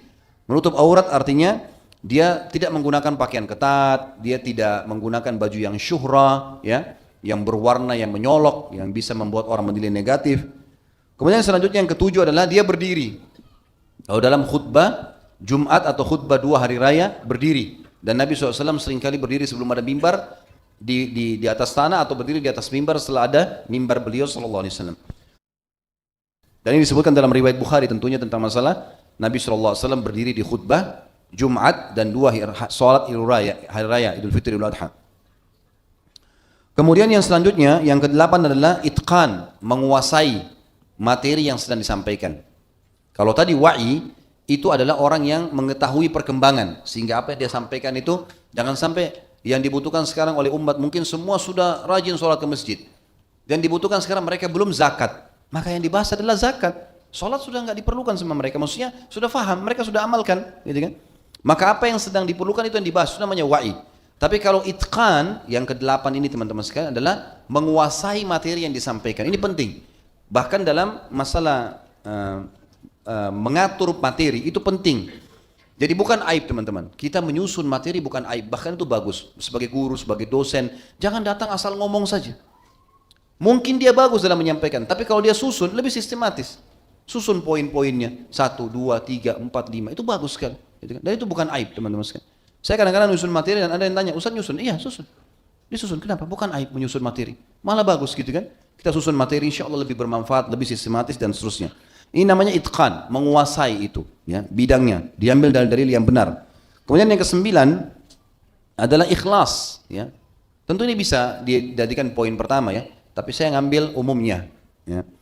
Ikhlas tentu kita sudah tahu harusnya dia menyampaikan dengan ketulusan. Kemudian yang selanjutnya, yang keberapa? 11 ya. 1, 2, 3, 4, 5, 6, 7, 8, 9, 10. Yang ke-11. Yang ke-11 itu adalah mengatur panjang pendek sesuai dengan keadaan. Jadi misal, seseorang khutbah Jumat di pesantren atau di kampus, umumnya semua mahasiswa, mungkin kampus Islam misalnya. Dia mau bahas tentang masalah hal penting dan terinci. Maka nggak ada masalah dia sedikit tambahkan waktunya, gitu kan? Misal sekarang khutbah Jumat biasanya orang 20 menit, 25 menit. Mungkin dia tambah sampai 35 menit, 40 menit. Memang karena dilihat penting untuk dibahas. Audiensnya wajar, bisa menerima. Ini bijak di sini.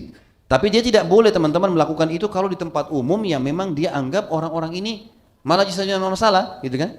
Mungkin dia lagi khutbah di belakang sana ada yang teriak, belakang sana ada yang pukul celengan, ada segala macam. Atau mungkin mengucapkan kata-kata yang tidak santun, ini tidak boleh. Makanya kata Nabi SAW di dalam masalah ini, sesungguhnya termasuk fikih pemahaman yang baik dari seseorang adalah dia memendekkan khutbahnya, maksudnya mengatur waktu yang tepat dan dia memanjangkan sholatnya. Kalau berhubungan dengan masalah Jumat dan 2 hari raya. Tinggal teman-teman sekalian kalau Jumat itu khutbahnya 2 duduk, berdiri 2 kali khutbah. Pertama khutbah, kemudian duduk istirahat, kemudian khutbah lagi. Ini hadis Bukhari menjelaskan. Kalau masalah 2 hari raya Idul Adha Idul Fitri ini khilaf di antara ulama tentang masalah 1 atau 2, gitu kan? Ada sebagian ulama, di antaranya juga ini dipegang oleh Syekh Utsaimin rahimahullah tentang masalah khutbah Id 1 kali saja. Tapi jumhur ulama umumnya, di antaranya juga ada teman-teman dari murid-murid Syekh Utsaimin yang sekarang mengatakan, yang dinukil dan termasuk Syekh Abdul Muhsin Abbad, semoga Allah menjaga mereka semua tentunya. Ini juga mengatakan bahwasanya tidak ada khilaf dari statement Ibnu Hazm tentang khutbah Id itu 2 kali. 2 kali. Makanya saya sarankan bagi panitia khutbah Id tetap disiapkan kursi di mimbarnya, gitu kan? Karena memang yang paling kuat pendapat sebenarnya adalah 2 kali. Diambil atau dinukil dari kisah-kisah berhubungan dengan masalah khutbah Jumat atau riwayat berhubungan dengan khutbah Jumat. Dan ini sudah dinukil oleh Ibnu Hazm dan para ulama menukil dan sepakat tentang masalah itu. Sekarang teman-teman kita tinggal lihat khutbah yang lain, yang ketiga, selain khutbah Jumat, khutbah Idul Adha Idul Fitri, dan ada khutbah juga dinamakan khutbah kalau seseorang berbicara. Kenapa Thabit bin Qais dapat julukan khatib? Dia orang yang menyampaikan informasi, gitu kan? Padahal sebenarnya dia bukan di mimbar, dia hanya menjawab tadi pernyataan Bani Tamim, gitu kan, yang datang.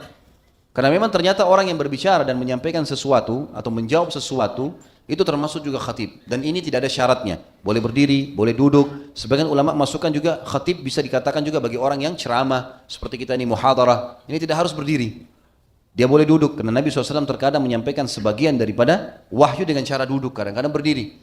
Tapi kalau khutbah Id dan Jumat selalu Nabi SAW berdiri, gitu kan. Maka khusus untuk pengajian, materi, ini semua tidak masalah. Boleh berdiri, boleh duduk. Tergantung keadaan orang itu. Dia merasa mana yang lebih dekat. Tapi kalau sekali lagi Jumat atau Id harus dalam kondisi berdiri. Sementara fadilah sendiri orang menjadi khatib teman-teman adalah dia akan mendapatkan manfaat dari, ada tadi yang ke-12 ya, ilmu. Ya, berilmu.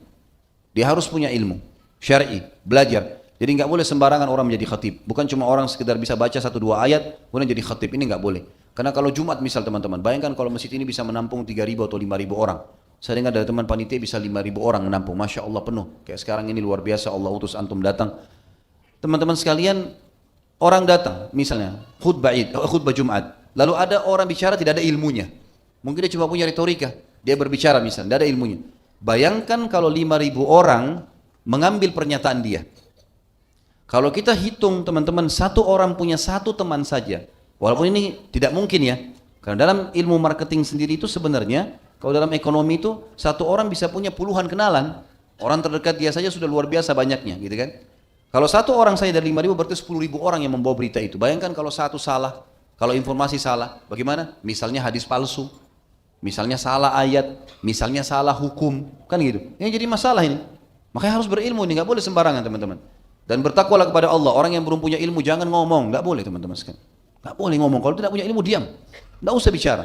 Lebih baik antum dengar, gitu kan? Kecuali memang kita sudah jelas tahu, ini memang ada ilmunya, kita punya rujukannya. Saya sendiri teman-teman memakai buku, kita pakai buku, lihat rujukan. Saya sampaikan, saya sambil belajar, gitu kan? Kita boleh menyampaikan itu, karena kita sudah tahu. Oh iya ini benar, nyampaikan. Bukan berarti lebih pintar tentunya, tapi harus punya rujukan, harus punya ilmu syar'i baru bisa berbicara. Orang yang jadi khatib, dia akan mendapatkan 2 manfaat besar. Yang pertama, dia panen pahala dari menyampaikan agama Allah dan ilmu yang benar. Jadi orang amalkan, misalnya 5.000 tadi orang datang khutbah Jumat, amalkan apa yang dia sampaikan, pahala panen. Dan yang kedua adalah dia mendapatkan perbaikan kesalahan yang terjadi dan penolakan terhadap maksiat yang menyebar. Jadi kalau 5.000 orang tadi misalnya terjerumus dalam masalah riba atau umumnya zina atau apa saja, lalu dia nasihatin, dia menyampaikan dengan dalil yang benar, kisah-kisah yang sahih, lalu orang meninggalkan, dia panen pahalanya. Jadi dia panen pahala penyampaian ilmu, dia panen pahala juga dalam perbaikan kesalahan-kesalahan yang ada terjadi di tengah-tengah masyarakat. Selanjutnya teman-teman sekalian, kita pindah ke masalah faedah yang ketiga. Jadi itu faedah yang pertama, kedudukan para sahabat. Faedah yang kedua adalah kedudukan ilmu dan khatib. Juga masuk di sini ada sedikit saya tambahkan, masalah orang menyampaikan ceramah teman-teman, itu makin sering dia bicara, maka makin terlatih dia. Jadi kalau ada teman-teman kita lihat dia lancar dalam ceramah, dia sampaikan dalil dengan ceramah, pastikan karena dia punya banyak ceramah yang dia sampaikan. Tapi kalau orang cuma seminggu sekali, sebulan sekali, kita temukan orang ini tidak selancar orang yang biasa. Namanya mumarasah, membiasakan diri untuk itu. Karena kita kalau sudah biasakan, kita akan menjadi sesuatu yang kita biasakan akan menjadi kebiasaan. Ya. Yang ketiga teman-teman, tentang fadilah, ya, janji Nabi kepada Thabit tadi. Apa janji Nabi tadi? Hidup mulia, mati syahid, masuk surga. Kita bahas 3 ini. Baik, hidup mulia seperti apa teman-teman sekalian? Pertanyaan di sini, apakah Islam menyuruh kita menjadi orang kaya? Apakah Islam menyuruh kita menjadi orang pintar? Apakah Islam menyuruh kita menjadi orang yang sempurna, kaya, berilmu, bersih, segala semuanya? Jawabannya iya teman-teman sekalian. Jawabannya iya. Apakah Islam suruh menjadi orang kaya? Jawabannya iya. Antum disuruh semua menjadi orang yang sukses dari sisi finansial. Memang harus begitu. Bagaimana caranya? Ya harus punya ilmunya. Nanti kita jelaskan, gitu kan? Ada poin-poin yang membuat antum akan sukses di sisi itu. Tapi pahami dulu, kalau itu bagian daripada ibadah. Banyak dalil menjelaskan masalah itu. Seperti misalnya sabda Nabi SAW dalam hadis Bukhari, seseorang di antara kalian pergi ke hutan, kemudian dia mengambil ranting-ranting kering, lalu dia ikat dan dia pikul di pundaknya, lalu dia jual di pasar, jauh lebih mulia bagi dia. Perhatikan ada kalimat jauh lebih mulia. Maknanya seseorang disuruh kerja. Dia pergi ke hutan jauh, ngumpulin kayak ranting-ranting kering, tapi itu bisa membuat dia mulia. Berarti orang disuruh bekerja, gitu kan? Hadis Bukhari yang lain menjelaskan, sesungguhnya sebaik-baik pendapatan adalah pendapatan Daud. Dia makan dari hasil tangannya sendiri, alaihi salatu wassalam, Nabi Daud, gitu kan? Disuruh dia bekerja. Juga kata Nabi SAW dalam hadis lain, riwayat Hakim, riwayat Ahmad dengan sanad sahih. Kata Nabi SAW, tidak ada seseorang yang membuka pintu minta-minta kecuali Allah bukakan baginya pintu kemiskinan, dan tidak ada orang yang membuka pintu kemuliaan, afaf. Dia mau terima balasan kalau dia punya hasil, dia bekerja. Antum kalau butuh utang, butuh sesuatu, tawarkan jasa. Saya bekerja apa? Tawarkan sesuatu, gitu kan? Kalau darurat tidak ada baik utang tapi ditulis jelas kita akan bayar kapan dan seterusnya. Punya kemuliaan, itu namanya afaf. Tidak ada orang yang membuka pintu kemuliaan tidak minta-minta, lawan daripada mengemis, ya dia mulia kecuali Allah bukakan baginya pintu kekayaan. Perhatikan lafaz-lafaz hadis ini ya, mulia, kaya, ada perintah. Baik, ada hadis lain Bukhari juga berbunyi ini dalil yang keempat. Kata Nabi SAW kepada sahabat-sahabat miskin, memang begitu lafaznya, telah datang kepada Nabi SAW sahabat-sahabat yang miskin dan berkata, ya Rasulullah, sahabat-sahabat kami yang kaya mendahului pahala kami. Mendahului pahala kami. Karena mereka mengamalkan apa yang kami amalkan. Kami sholat, mereka sholat, kami puasa, mereka puasa. Semua dikerjakan. Tapi mereka punya nilai plus. Mereka ya, bersedekah dengan harta-harta mereka yang kami tidak miliki. Berarti ada nilai plusnya. Kenapa bersedekah itu? Kata para sahabat miskin, ya Rasulullah, ajarkan kepada kami amalan yang bisa mengimbangi amal mereka. Kata Nabi SAW, bacalah Subhanallah 33, Alhamdulillah 33, Allah Akbar 33. Dan perlu teman-teman tahu ya, bacaan zikir ini teman-teman tidak harus habis sholat ya. Habis sholat ada fadilah sendiri. Kata Nabi SAW, siapa yang baca habis sholat, Subhanallah 33, Alhamdulillah 33, Allah Akbar 33, digenapkan 100 dengan la ilaha illallah wahdahu la syarikalah, lahul mulku wa lahul hamdu wa huwa ala kulli syai'in qadir. Tidak ada yuhyi wa yumitnya di sini. Maka akan diampuni dosanya walaupun sebanyak buih di lautan. Baik, itu zikir habis sholat. Boleh nggak dibaca tempat lain? Boleh. Dibaca sebelum tidur, ada hadis. Kata Nabi SAW, maukah kalian mendapatkan pahala seperti bersedekah dengan unta? Iya ya Rasulullah. Baik, baca sebelum tidur Subhanallah, Alhamdulillah, Allah Akbar 33 kali masing-masing. Baik, ada hadis lagi yang menjelaskan, Fatimah pernah berkata, ya Rasulullah, saya capek, saya letih, berikan saya pembantu. Apa kata Nabi SAW? Mau kau saya tunjukkan hai Fatimah, lebih baik daripada pembantu, capekmu akan hilang loh, gitu kan? Seperti itu maknanya. Biar kau tidak pakai pembantu. Kata Fatimah, tentu ya Rasulullah. Kata Nabi SAW, baca. Maksudnya pada saat kau letih, Subhanallah 33, Alhamdulillah 33, Allah Akbar 33. Jadi ini memang fadilahnya besar teman-teman. Masuk juga dalam masalah ini yang sedang kita bahas ini. Ya, yang sedang kita bahas tentunya. Ya, yang saya ingin titik beratkan adalah orang kalau merasa mau mulai bekerja, mulai letih, mulai jenuh, mulai bosan, habis ide. Yang pertama untuk melakukan baca ini coba. Resepnya itu. Subhanallah, duduk tenang 33 kali, pelan. Alhamdulillah, Allah Akbar. Niat supaya Allah berikan ide, supaya keluar dari masalah. Karena ini tadi banyak riwayat tadi yang menyebutkan masalah hal tersebut. Baik. Ini tentunya teman-teman termasuk yang perlu digarisbawahi berhubungan dengan masalah hidup mulia itu. Baik, orang untuk kaya bisa dengan cara seperti ini. Contoh yang lain, dalil yang kelima berhubungan dengan masalah menjadi kaya ini teman-teman sekalian adalah kalau seandainya kita sholat di masjid ini misalnya, saya ajak teman-teman saya, ayo kita sholat, ikhwan silakan datang, kita sholat sama-sama. Saya sholat, saya dapat pahala saya. Teman-teman yang saya ajak dapat pahala mereka masing-masing, tapi saya diberikan oleh Allah pahala-pahala seperti pahala mereka karena saya yang ajak. Sudah tahu masalah ini kan? Kita mengajak, siapa yang menunjukkan kepada kebaikan dia akan dapat pahala pelaku kebaikan itu tanpa dikurangi sedikit pun dari pahala pelakunya. Dia dikasih pahala 10, kita ajak 10 orang berarti 100. Kita juga dapat pahala kita 10, dapat pahala mereka 100. Kita dapat 110 karena ngajak orang pada kebaikan. Kan gitu. Sama kalau kita ajak orang pada keburukan, kita dapat dosa-dosanya gitu. Jadi menunjukkan orang pada kebaikan, dapat pahala. Kita dapat tambahan. Kita dapat plus di sini teman-teman sekalian. Sekarang, sadar nggak kita? Ada orang teman-teman dapat pahala bukan cuma sekedar pahala kita, bukan cuma sekedar pahala orang yang kita ajak, bahkan pahala semua orang yang sholat. Siapa itu? Penyumbang masjid. Bagaimana caranya dia sumbang masjid teman-teman kalau bukan dengan harta? Nah, membangun rumah anak yatim. Banyak loh ya. 5 rukun Islam ini banyak berhubungan dengan harta. Orang mau masuk Islamkan orang dengan syahadat teman-teman. Ada sunnah Nabi SAW memberikan, menggiurkan orang dengan harta supaya masuk Islam. Ada itu.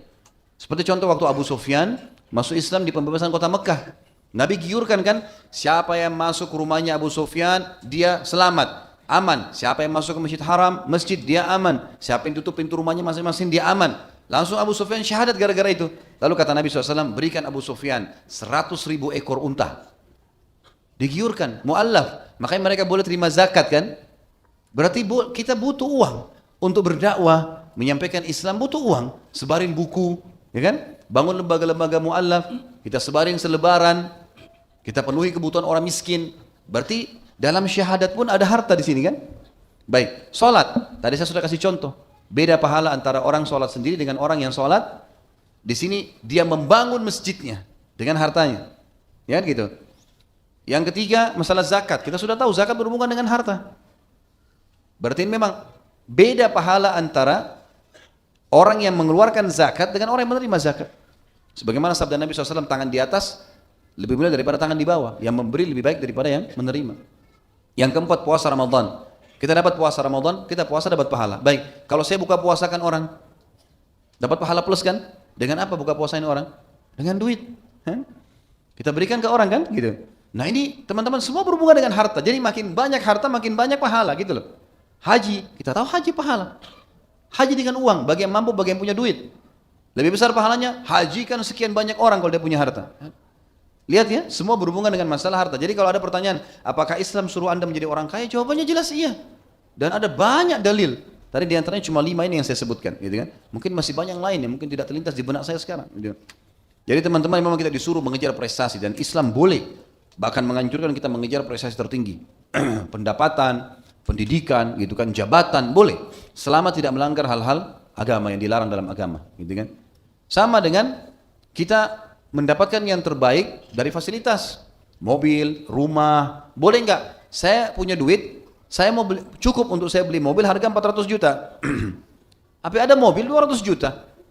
Sekarang kalau saya beli yang 400 juta sementara saya punya kemampuan dan itu lebih bagus kualitasnya. Salahkah saya secara agama? Tidak, malah pahala teman-teman. Karena menikmati apa yang sedang Allah kasih, masuk dalam hadis Nabi SAW riwayat Abu Daud, Innallaha yuhibbu an yara athara ni'ami al abdi. Allah sangat suka melihat bekas nikmatnya pada hambanya. Gitu kan?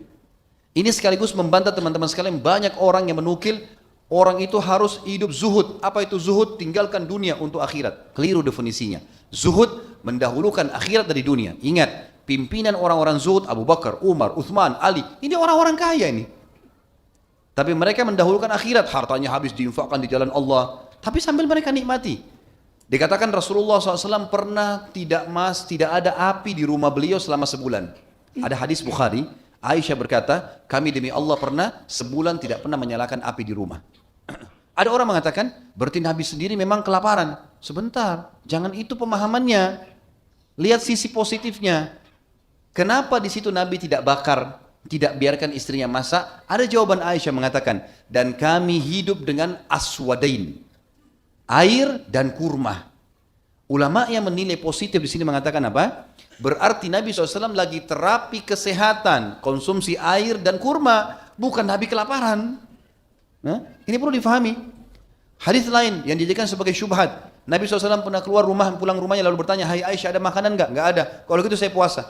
Berarti Nabi tidak punya makanan di rumah. Sebentar. Faham yang benar dengan ilmu syariah yang benar. Yang dimaksud adalah apakah sekarang kau punya masakan siap hai Aisyah? Ada makanan bisa saya makan langsung sekarang? Tidak ada ya Rasulullah. Bukan berarti tidak ada makanan sama sekali. Kan gitu. Tapi belum siapnya untuk pada saat itu. Maka Nabi bilang kalau gitu lebih baik saya puasa. Jadi perlu difahami teman-teman sekalian. Ini jangan salah faham. Nabi SAW memiliki kuda terbaik di Jazirah Arab. Bahkan Nabi memiliki beberapa tunggangan. Ada riwayat yang menjelaskan Nabi SAW memiliki unta untuk setiap istrinya SAW. Beliau punya banyak pembantu yang khusus untuk membawa sendalnya, menyiapkan siwaknya SAW. Itu menyiapkan air wudu Abdullah bin Mas'ud radhiyallahu anhu. Sudah pernah kita jelaskan masalah itu. Kemudian yang mengurus kebutuhan sehari-hari untuk beli makanan, gandum segala, Anas bin Malik. Nabi SAW punya orang khusus dibawa ke kancah peperangan untuk menurunkan pelananya, naikkan pelananya Nabi SAW, namanya Khirkhir, yang mati pada saat perang Khaybar, gitu kan? Dan seterusnya. Nabi SAW punya orang yang memegang untanya, namanya Anjasya. Jadi kita lihat, di sekitar Nabi SAW ada kehidupan, kita boleh pakai pembantu teman-teman sekalian. Contoh yang lain, ini kalau makanan mudah difahami. Ya. Kita masuk ke toko buah, ada buah harga 100.000, dengan ada buah harga 50.000, yang 100.000 lebih bagus kualitasnya, kita mampu beli. Kalau kita beli 100.000 teman-teman, niat karena ingin menikmati nikmatnya Allah, masuk dalam hadis Nabi SAW tadi. Allah suka melihat bekas nikmat pada hamba. Tapi ingat, ada kaidahnya. La ifrat wa la tafrid. Tidak boleh berlebihan, tidak boleh terlalu perhitungan. Antum cuma berdua dengan istri sama anak di rumah, jangan beli satu gentong anggur. Satu keranjang besar sampai busuk, jangan. Beli sekilo, 2 kilo, tapi yang berkualitas. Karena istilah halal dan thayyib harus berhubungan. Halal yang boleh, thayyib yang berkualitas, kan gitu. Dan ini penting digarisbawahi teman-teman sekalian ya. Supaya orang tidak salah paham. Jadi jawaban apakah kita boleh memakai baju yang bagus, kita menggunakan kendaraan yang bagus, kita punya rumah yang bagus? Iya. Jawabannya iya. Dan itu boleh dalam Islam selama mampu dan jalannya benar, gitu kan? Tinggal kita berusaha. Toh teman-teman yang sukses itu punya waktu 24 jam sama dengan kita. Punya 2 kuping, punya 2 tangan, punya 2. Kenapa dia bisa, kita nggak bisa? Pelajari dong. Cari tahu tentang kenapa dia bisa, gitu kan? Kita akan sama kok. Kalau target kita teman-teman 10, misal nilai lulus, nilai prestasi tertinggi 10. Antum kalau kejar nilai 10, minimal kita jadi 9 atau 8. Nggak jauh dari 10 lah. Tapi kalau nilai angka lulus 6, kita targetnya 6, bisa jadi 5. Bisa nggak lulus, gitu kan? Jangan nyesal sudah orang yang sudah lewat sekarang apa boleh buat. Orang-orang yang sudah malas belajar dulu di kampus begitu, gitu kan? Mesti jangan target nilai yang terendah, nilai yang tertinggi. Kita tidak jauh dari situ nanti. Prestasi bisa dijangkau. Saya punya pengalaman banyak secara pribadi yang saya akhirnya jadikan semua teman saya harus orang berprestasi. Saya kalau ada satu masalah, saya selalu coba jadikan diri saya harus saya terbaik. Dan Allah mudahin, bisa kok, gitu kan? Bisa. Ini kok teman saya bisa lulus cum laude ya, saya juga harus bisa. Kenapa dia bisa, saya nggak bisa? Saya coba belajar, berhasil kok, gitu kan? Kenapa orang ini bisa begini, saya nggak bisa? Saya harus bisa. Kenapa orang ini bisa ini? Kita pelajari. Selama itu boleh dalam agama, boleh dikejar prestasi, dan Allah akan memberikan sesuai dengan niat dan usaha hambanya. Antum malas ya sudah, tidak akan dapat, gitu kan? Sama pertanyaan tadi, itu prestasi. Bolehkah orang memiliki, mengurus fisik dengan baik? Boleh, sunnah Nabi SAW. Allah kasih kita rambut teman-teman sekalian. Apa kata Nabi SAW? Man kana lahu sya'ar falyukrim. Siapa yang punya rambut dia hormati. Sisir rapi, dicukur dengan rapi. Tapi jangan langgar agama. Nabi SAW bilang jangan kaza. Ya, kaza itu orang di sini gundul, di sini ada rambutnya, di sini gundul, enggak jelas ini. Ini nggak boleh. Dilarang dalam agama. Potong sejajar semuanya rapi, gitu kan? Orang pakai baju yang bersih, orang pakai wangi-wangian, dia merawat dirinya, dia olahraga supaya dia sehat. Akhwat kita mungkin menjaga, merawat dirinya dengan hand body, dengan hal-hal yang boleh, sehingga melihat tubuhnya lebih cantik di depan suaminya. Semua ibadah itu. Semua ibadah. Berarti kita pertanyaan gabungannya, apakah kita disuruh menjadi orang sukses? Jawabannya iya. Dalam segala hal dan semua ada nilai pahalanya. Ini teman-teman termasuk yang masuk dalam masalah hidup mulia. Karena kan Nabi bilang hiduplah mulia. Dan ini doa ini juga Nabi SAW ajarkan kepada kita pada saat teman kita pakai baju baru. Kan kita doakan kan? Ya. Ilbis jadidan wa ish hamidan wa mut syahida. Semoga kau selalu pakai baju baru, semoga hidupmu hamid, mulia, dan semoga pada saat kau mati syahid. Kita disuruh doakan itu. Kita disuruh doakan seperti itu. Jadi ini sebuah prestasi teman-teman. Jadi semua muslim harus hidup mulia. Dan hidup mulia artinya mengejar prestasi tertinggi semampu antum. Harus ini. Jangan bermalas-malasan, gitu kan? Yang terbaik selalu. Dan semua kita bisa. Di sini masuk dalamnya teman-teman mencari rezeki yang halal, menikah dengan pasangan yang paling sempurna menurut kita, kemudian mengikuti pendidikan yang tertinggi dan terbaik, menyibukkan diri dengan berteman dengan sahabat-sahabat yang berprestasi. Ini semua bisa membawa kepada kehidupan yang mulia tadi. Tentu puncaknya teman-teman sekalian adalah beriman kepada Allah dan beramal saleh, ya. Saya sebutkan di sini kurang lebih ada 6 poin bagaimana seseorang bisa sukses, ya. Beranjak daripada firman Allah Subhanahu wa taala yang berbunyi, A'udzubillahi minasyaitonirrajim. Man amila salihan min dzakarin aw untha wa huwa mu'minun falanuhyiyannahu hayatan thayyibah wa lanajziyannahum ajrahum bi ahsani ma kanu ya'malun. Siapa yang beramal saleh dari laki-laki dan perempuan, dia mengikuti peraturan-peraturan Allah, namanya beramal saleh. Dari laki-laki dan perempuan, dan dia beriman kepada Allah, maka pasti kami akan hidupkan dia dengan kehidupan yang mulia. Hayatan thayyibah, kata ulama tafsir, adalah hidup yang sempurna, yang dipenuhi semua kebutuhannya, bahagia, tentram, makmur, dan seterusnya. Dan kami pasti akan membalas seluruh perbuatan mereka dengan pahala yang paling baik sesuai dengan apa yang mereka kerjakan. Maka ada 5 poin dari ayat ini. Yang pertama, iman kepada Allah. Dia beriman kepada Allah. Yang kedua, beramal saleh. Tentu dengan belajar akhirnya dia bisa tahu mana yang amal saleh, mana yang dosa, sehingga dia kerjakan amal saleh, sibukkan diri dengan itu dan ditinggalkan dosa-dosa. Yang ketiga, dia punya ilmu di bidang yang dia sedang dalami. Antum mau buka restoran, pelajari tentang restoran. Antum mau buka tentang butik, pelajari tentang butik. Gampang, tinggal baca bukunya, belajar. Enggak ada kata-kata batas untuk belajar ya. Sampai detik terakhir kita mau meninggal, teman-teman masih bisa belajar. Belajar ya. Hilangkan sifat-sifat malas itu teman-teman sekalian, belajar. Contoh kecil HP yang kita pegang. Apakah antum sudah belajar semua apa yang dalam HP itu? Biasanya kita cuma pakai model saja. Oh ini baru keluar, yang sudah penting tampil dengan orang. Selalu tak cirinya kalau duduk sama orang dipamer dulu HP-nya. Sudah tahu belum isinya apa itu, apa manfaatnya? Bisa dipakai apa? Itu kan ilmu, harusnya dia belajar di bidangnya. Kemudian yang keempat teman-teman, itqan, atau dia menguasai bidangnya. Ya, seperti tadi ada hadis Nabi SAW yang berbunyi, Allah mencintai seorang hamba yang menguasai bidangnya atau dia profesional dalam mengerjakan itu. Ya. Kemudian yang kelima adalah dia membentuk lingkungan dan teman-teman yang sehat. Ingat, berteman dengan orang yang sukses, kita sukses. Berteman dengan orang yang malas, kita malas. Teman sama orang pengangguran, teman-teman kita jadi pengangguran sama mereka. Walaupun tadinya antum berprestasi, manusia gampang terpengaruh. Tinggalkan semua orang-orang yang buruk nih. Orang dungu, orang bodoh, orang malas. Ini orang yang jauh dari ibadah, yang suka ganggu orang maksiat, ini semua tinggalkan. Antum menjadi manusia yang terbaik. Gitu. Ini harus dikejar. Bentuk lingkungan yang baik. Kemudian yang keenam adalah tidak putus asa dari kegagalan. Karena sebenarnya prestasi keberhasilan pada saat seseorang itu dia bisa tetap maju pada saat ada peluang dan pada saat peluang juga sudah tidak ada. Itu ulama mengatakan. Jadi dia sebenarnya di situ prestasinya. Jadi tidak selamanya kita sehat tapi ada sakit. Dan tidak selamanya kita muda ada tua. Tidak selamanya kita kaya akan ada miskin. Ada orang kalau teman-teman bisnis kemudian dia mengatakan misal selama 10 tahun perusahaan saya tidak pernah rugi. Ini tidak normal nih. Antum tanya orang-orang pebisnis. Saya punya perusahaan dari tahun 2003 saya bentuk teman-teman sekalian. Ekspor impor ke Saudi. Kita naik turun, biasa. Ada saja barang datang, kita jual untung, benar, bagus. Ada saja enggak turun, pesanan kurang. Suka duka. Ada saja rugi. Ada saja pegawai berhenti. Ada saja pegawai prestasi masuk. Ada saatnya penaikan gaji. Ada banyak. Memang sudah begitu. Tapi jalan, gitu kan? Tapi jalan. Jadi jangan menghayal tiba-tiba langsung jadi prestasi tinggi dalam waktu yang pertama. Itu sulit, nggak mungkin. Orang memang merangkak teman-teman sekalian. Wajar itu. Dan itu proses. Kalau bahasa saya sebenarnya adalah jangan nikmatilah proses itu. Nikmati proses itu. Proses apapun nikmati teman-teman. Kita kalau nikmati proses itu enak sekali.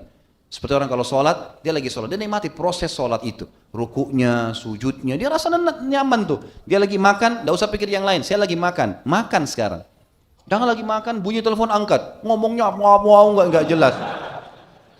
Gimana caranya? Lagi makan terus terima telepon, nggak jelas lah. Jangan dulu terima, makan, fokus, gitu kan? Itu jauh lebih baik. Begitu makanan, faham ya? Baik. Itu diantaranya teman-teman. Tentu ini banyak bahasannya, tapi saya coba berikan garis umum saja. Kemudian yang kedua, Nabi SAW mendoakan mati syahid dan ini target seorang muslim. Mulai detik ini teman-teman, niat kepada Allah SWT dengan tulus supaya pada saat mati syahid. Dan jangan takut. Orang yang mati teman-teman sekalian, yang dia rasakan adalah sakaratil maut. Malaikat cabut ruh. Enggak ada yang lain. Jangan antum terpengaruh dengan pemandangan. Ada orang ditabrak kereta api kepalanya hancur. Ada orang tenggelam di lautan dimakan ikan gak ditemukan sepotong pun badannya. Ada orang naik pesawat meledak gak ditemukan hangus. Dan ada orang mati di ranjang. Mana mati yang enak?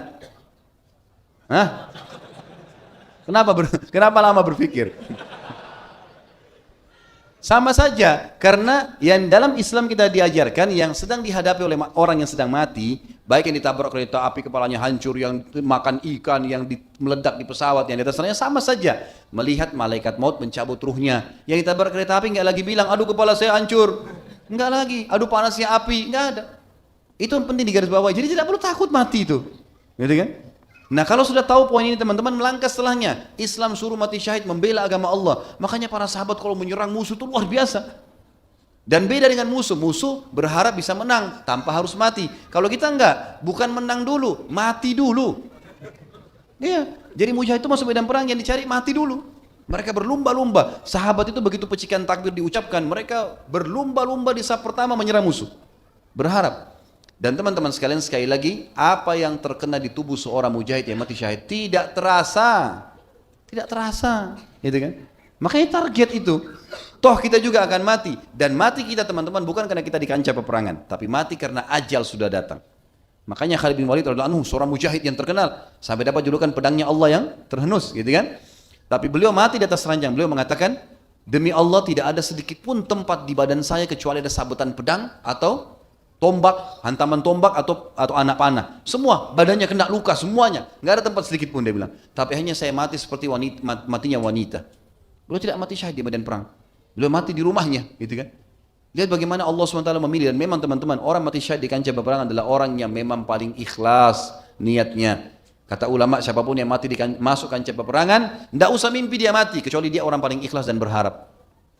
Karena memang Allah memilih siapa di antara mereka yang layak untuk mendapatkan syahadah. Nabi SAW menjelaskan pada saat beberapa syuhada Badr mati, beliau mengatakan pada saat jenazahnya dikuburkan, teman-teman kalian ini semua sekarang sedang meminta kepada Allah, sedang berbicara dengan Allah. Dan mereka berkata, ya Allah, kembalikan kami ke dunia. Karena kami ingin perang lagi, mati lagi. Jadi bukan kembali untuk ketemu istri, ketemu anak, kembali kerjaan, makanan favorit, bukan. Kembali, kalau dia sudah lihat nih, apa yang Allah janjikan, dia kembali mati, kembali hidup, berperang, supaya dibunuh lagi. Hanya itu, karena luar biasa karunia Allah berikan. Lalu Allah mengatakan, sudah menjadi hukumku, tidak akan ada pernah yang kembali. Lalu mereka berkata, ya Allah kalau begitu sampaikan kepada saudara-saudara kami yang belum menyusul kami, agar mereka nggak usah takut, nggak usah sedih, mati aja di jalan Allah, sudahlah, nggak usah ragu, gitu kan? Itu pun belum tentu dia mati loh ya, kalau dia masuk aja belum tentu dia mati. Kalau dia ikhlas Allah kasih dia mati itu. Ya. Maka turunlah firman Allah SWT, A'udzubillahi minasyaitonirrajim, wala tahsabanna alladziina qutilu fi sabilillahi amwatan bal ahya'un yurzaqun. Jangan kalian mengira orang-orang yang mati di jalan Allah mereka mati, tapi mereka hidup di sisi Tuhan mereka dan mereka diberikan rezeki yang melimpah. Farihina bima atahumullah min fadlih. Mereka selalu gembira terhadap apa yang Allah karuniakan kepada mereka. Wa yastabshiruna billadzina lam yalhaqu bihim. Dan mereka menyampaikan berita gembira kepada orang-orang yang belum menyusul mereka. Allah khaufun 'alaihim wa lahum yahzanun. Agar mereka jangan takut dan mereka jangan sedih. Jadi target kita mati syahid. Sifat pengecut habis ceritanya dalam Islam. Nah, enggak ada ceritanya. Pengecut itu orang yang suka gebukin istrinya, itu pengecut. Pengecut itu orang yang suka gebukin anaknya, itu pengecut. Mereka dilindungi teman-teman sekalian. Pemberani orang yang masuk di kancah peperangan, jihad dikumandangkan dia di saf pertama, itu pemberani. Harus berani nih, harus pada tempatnya. Makanya Nabi SAW berdoa agar dijauhkan dari sifat pengecut itu sendiri. Baik, teman-teman sekalian, kalau kita bicara masalah syahadah, kita tidak bisa lepas dari masalah jihad. Maka kita akan bicara sedikit tentang masalah jihad. Tentunya panjang bab yang kalau kita mau bahas. Jihad itu akan jadi wajib fardu ain dalam beberapa keadaan. Yang pertama, kalau wilayah kita sedang diserang, seperti kasus Palestina dijajah oleh Israel, atau dulu Indonesia dijajah oleh Belanda dan Jepang, itu sudah tidak ada pilihan, fardu ain, harus antum melawan, membela. Yang kedua, kalau pemimpin wilayah, pemimpin negara kita, itu memanggil untuk jihad,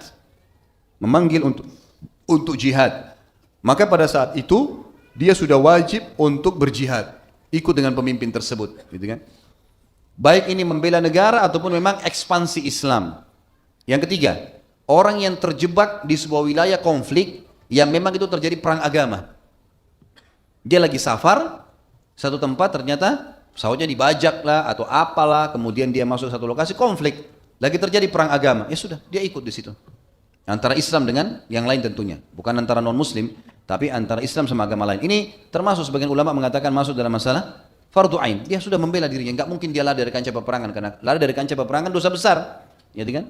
Termasuk Imam Madhabi masukkan dalam hadis Nabi SAW, hitunglah 7 dosa besar yang membinasakan diantaranya tawalli yaumaz zahf, lari dari kancah peperangan. Jadi enggak ada sifat pengecut, putus asa, sangka buruk, ini habis teman-teman, enggak ada dalam kehidupan kita. Buang jauh-jauh.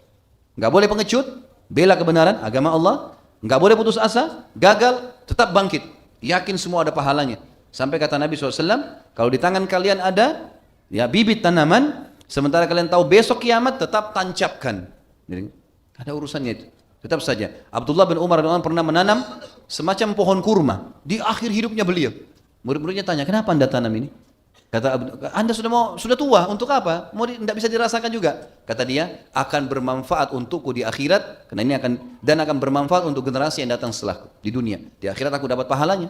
Karena kata Nabi SAW, siapa yang tanamkan pohon, ya, maka dia akan tidak ada burung yang memakan atau serangga yang memakan daunnya atau buahnya, atau orang bernaung di bawahnya, baik manusia ataupun jin. Kita nggak pernah lihat jin, kecuali akan jadi pahala buat dia.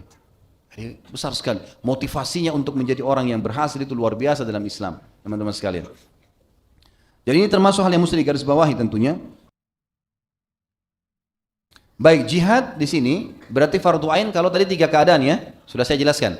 Kalau kita tiba-tiba diserang, dijajah, atau pemimpin negara kita mengajak, atau kita terjebak di wilayah yang sedang konflik dan memang antara Islam sama non-Muslim, kita tidak boleh lari dari kancah peperangan. Dan setiap Muslim, kalau Allah mudahkan dia masuk sebuah kancah peperangan teman-teman sekalian, dan itu jihad yang benar, sesuai dengan hukum Allah dan Rasulnya, maka ini kebahagiaan, sujud syukurlah teman-teman. Kalau perlu jangan pulang. Gitu. Itu luar biasa gitu. Ya. Kemudian dia bersifat fardu kifayah, hukumnya. Kapan dia fardu kifayah? Dia bukan wajib, tapi dia boleh dikerjakan. Cuma gugur dengan adanya mengerjakan. Seperti kita sekarang umat Islam Indonesia dengan Muslim yang ada di Palestina. Ini fardu kifayah. Yang di dalam fardu ain, yang kita fardu kifayah. Gitu kan? Kita sudah cukup. Seperti orang sholat jenazah namanya fardu kifayah. Kalau sudah ada sebagian yang sholat, yang lainnya gugur. Wajib tapi cukup dengan ada yang sudah mengerjakannya. Gitu kan? Sama juga dengan jihad ekspansi. Kalau ekspansi misalnya ada jihad tapi pemimpin tidak haruskan. Dia kasih pilihan, siapa yang mau pergi silakan, gitu kan? Seperti Nabi SAW waktu pergi perang Badar, beliau tidak wajibkan, beliau kasih pilihan, yang mau ikut silakan. Makanya cuma 313 sahabat yang keluar, 314 dengan Nabi SAW. Maka ini bukan kewajiban pada saat itu kan? Sifatnya fardu kifayah, karena siapa yang mau saja. Nah seperti itulah. Dan jihad akan menjadi sunnah kalau kita melihat umat Islam lagi berkuasa, kemudian ada wilayah-wilayah yang masih perbatasan dengan orang kafir. Dan orang kafir kondisinya lemah, tidak bisa menyerang. Tapi dia ingin mendapatkan pahala jihad. Bagaimana caranya? Maka dia menjaga di perbatasan. Dia minta agar ada di sana. Satu waktu kalau konflik dia juga ikut. Jadi niatkan ribat namanya. Kata Nabi SAW, mengikat diri 1 hari di jalan Allah menjaga perbatasan lebih baik daripada dunia dan seluruh isinya. Gitu kan? Ini hukumnya sunnah tentu. Nah, ini kalau masalah jihad dan fadilahnya banyak. Di antaranya adalah hadis Nabi SAW riwayat Imam Muslim, "Makbarra kadama abdin fisabilillah fatamassuhun nar." Tidak akan pernah disentuh api neraka 2 telapak kaki muslim yang tersentuh kancah peperangan. Debu peperangan. Tidak akan disentuh oleh api neraka 2 telapak kaki hamba yang tersentuh debunya medan perang. Debu sekali, antum tidak akan dibakar di neraka. Tidak masuk neraka. Itu luar biasa. Selama memang pada saat dia pulang dia enggak murtad tentunya.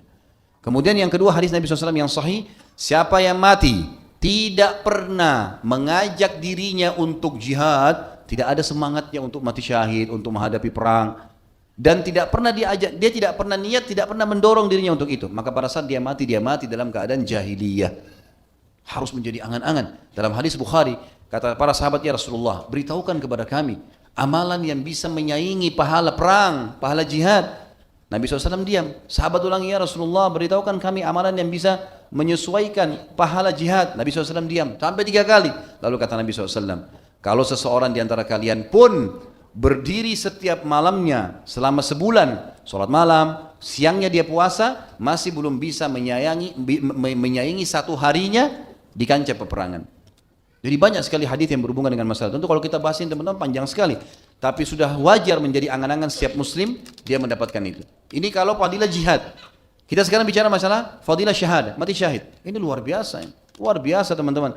Kalau Allah karuniakan sampai saking pentingnya berharap mati syahid, kata Nabi SAW, "Man talaba syahadata bisidq, ballagahu Allahu manazila syuhada, wa in mata ala firashi." Kalau seseorang berharap mati syahid tulus dari hatinya, maka Allah akan berikan dia derajat orang-orang mati syahid walaupun dia mati di atas ranjangnya. Baik, seperti apa fadilah orang mati syahid? Di antara hadisnya adalah kata Nabi SAW, "Li syahidi indallahi sittu khisal." Orang yang mati syahid, hadis ini sahih riwayat Ibnu Majah ya, akan mendapatkan 6 hal sekaligus. Yang pertama, yukfar lahu fi awal dif'ati min damih. Semua dosanya akan dimaafkan begitu darah pertamanya terteteskan. Yang kedua, sebesar apapun ya, dosa besar apapun yang pernah dia kerjakan akan dimaafkan, kecuali syirik tentunya. Syirik nggak boleh. Syirik harus tahu ini, harus dia mengucapkan syahadatnya kalau syirik besar, kayak menyembah berhala misalnya, ini tidak boleh. Tapi selain ini insya Allah akan bisa. Yang kedua, wayara maq'aduhu minal jannati, dan dia langsung diperlihatkan tempatnya di surga. Yang ketiga, wa yujaru min adzabil qabr, dia diselamatkan dari siksa kubur. Yang keempat, wa yu'manu min faza'il akbar, dia akan selamat dari ketakutan yang besar di hari kiamat. Yang kelima, wa yuhalla hullatul iman, dia akan ditanamkan keimanan dalam hatinya, atau makna yang lain, dia akan diberikan pakaian keimanan pada hari kiamat. Jadi orang-orang yang beriman itu akan mendapatkan pakaian khusus sehingga orang tahu ini orang-orang beriman. Yang keenam, wa yuzawwaju min hurin 'ain, dan dia akan dinikahkan dengan para bidadari. Wa yashfa' fi 70 insanan min aqaribih, dan dia akan memberikan pertolongan 70 orang dari keluarganya untuk masuk surga bersamanya. Untuk masuk surga bersamanya. Kemudian juga dikatakan dalam hadis Muslim, al-qatlu fi sabilillah yukaffar lahu syai'un, yukaffar kullu syai'in, yukaffar lahu kullu syai'in illa ad-dain.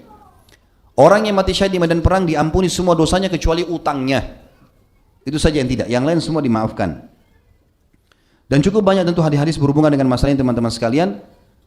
Di antaranya hadis-hadis tentang masalah hadirnya bidadari, gitu kan? Ada hadis riwayat Ibnu Majah. Tapi ini tentu saya berharap kita dengar dengan cara keimanan, terutama akhwat kita, jangan difahami salah, gitu kan?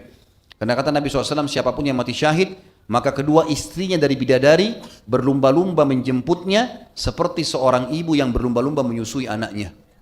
Jadi didatangi, dan ada sahabat yang didatangi oleh para bidadari. Bayangkan bidadari yang tidak pernah manusia lihat, tidak pernah sentuh, tidak pernah jin sentuh. Nggak perlu antum datang melamar, datang sendiri.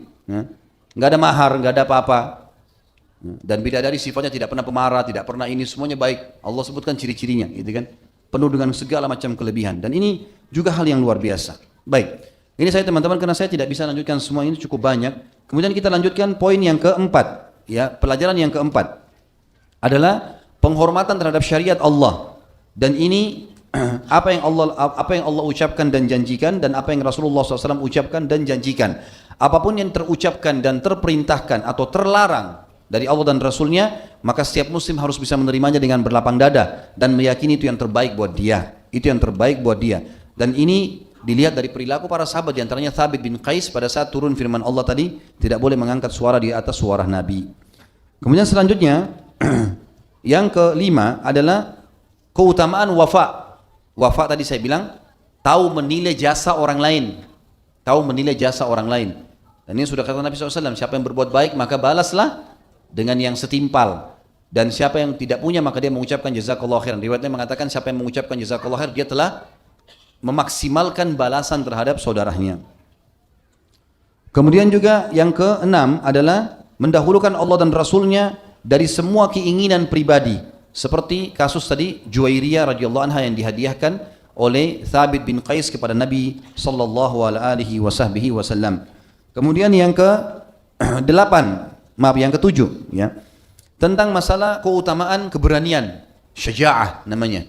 Dan ini termasuk sifat orang mukmin, harus berani pada kebenaran. Tidak boleh dia takut sama sekali. Benar dia bela sampai dia mati, tidak ada masalah. Dan kita tahu siapa yang membela kebenaran dia mati syahid, siapa yang bela keluarganya, siapa yang bela hartanya, siapa yang bela kehormatannya, mati syahid semuanya. Jelas sekali agama kita. Jadi tidak ada ketakutan-ketakutan, tidak boleh pengecut teman-teman. Ada perampok ambil barang, lawan. Jangan takut. Jangan biarkan dia ambil barang kita, lawan. Antum luka-luka di jalan Allah itu. Mati terbunuh, mati syahid, dan tidak akan pernah mati kecuali ajal antum datang. Tidak usah khawatir dengan mati. Ini harus digarisbawahi ya. Harus kita mati nanti pada saat memang ajalnya datang. Tidak ada sifat pengecut dalam Islam. Tentu ini teman-teman tidak berlaku pada saat seseorang itu menghadapi muslim. Ada saudaranya muslim, dia tidak cuma cekcok pendapat lalu dia tunjukkan keberaniannya. Ini bukan ini yang kita maksud dengan keberanian. Dalam Islam kita malah disuruh merendah, memaafkan saudara muslim kan. Tapi yang kita masukkan adalah memang pada tempatnya keberanian itu. Harus kita tempatkan pada keberanian, termasuk meluruskan kesalahan, mengingatkan orang yang sedang salah, menyuruh pada kebaikan dan seterusnya. Dan yang terakhir teman-teman sekalian, tentu ini ada doa Nabi ya, yang ke tujuh tadi adalah keutamaan orang berani adalah doa Nabi SAW gitu kan. Dan jauhkanlah kami dari sifat malas dan pengecut. Lawannya pengecut adalah pemberani. Ya, pemberani. Kemudian yang terakhir adalah tentang pentingnya wasiat. Pentingnya wasiat dalam agama Islam. Kita ambil dari wasiatnya Thabit bin Qais tadi. Dia wasiatkan pada saat dia mimpi, Allah mudahkan dia mimpi, dia wasiatkan kepada muslim untuk menjalankan hal tersebut. Dan wasiat ini penting dalam Islam, teman-teman sekalian. Wasiat penting dalam Islam. Kata Nabi SAW dalam hadis sahih, janganlah seseorang di antara kalian memiliki sesuai tema ini, memiliki sesuatu yang terlintas di benaknya 3 hari kecuali sudah tulis dalam bentuk wasiat. Maksudnya apa? Misal antum punya utang sama seseorang, tulis wasiat teman-teman.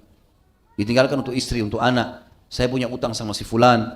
Saya mengharap tanah saya di sini diwakafkan. Kita tinggalkan wasiat, gitu kan? Dan itu dianjurkan untuk diletakkan. Perlu sekali, karena ini wasiat penting.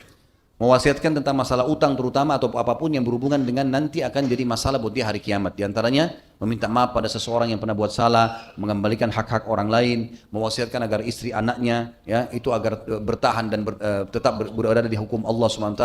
Ini semua adalah hal yang positif yang semestinya dilakukan, dan wasiat termasuk ibadah.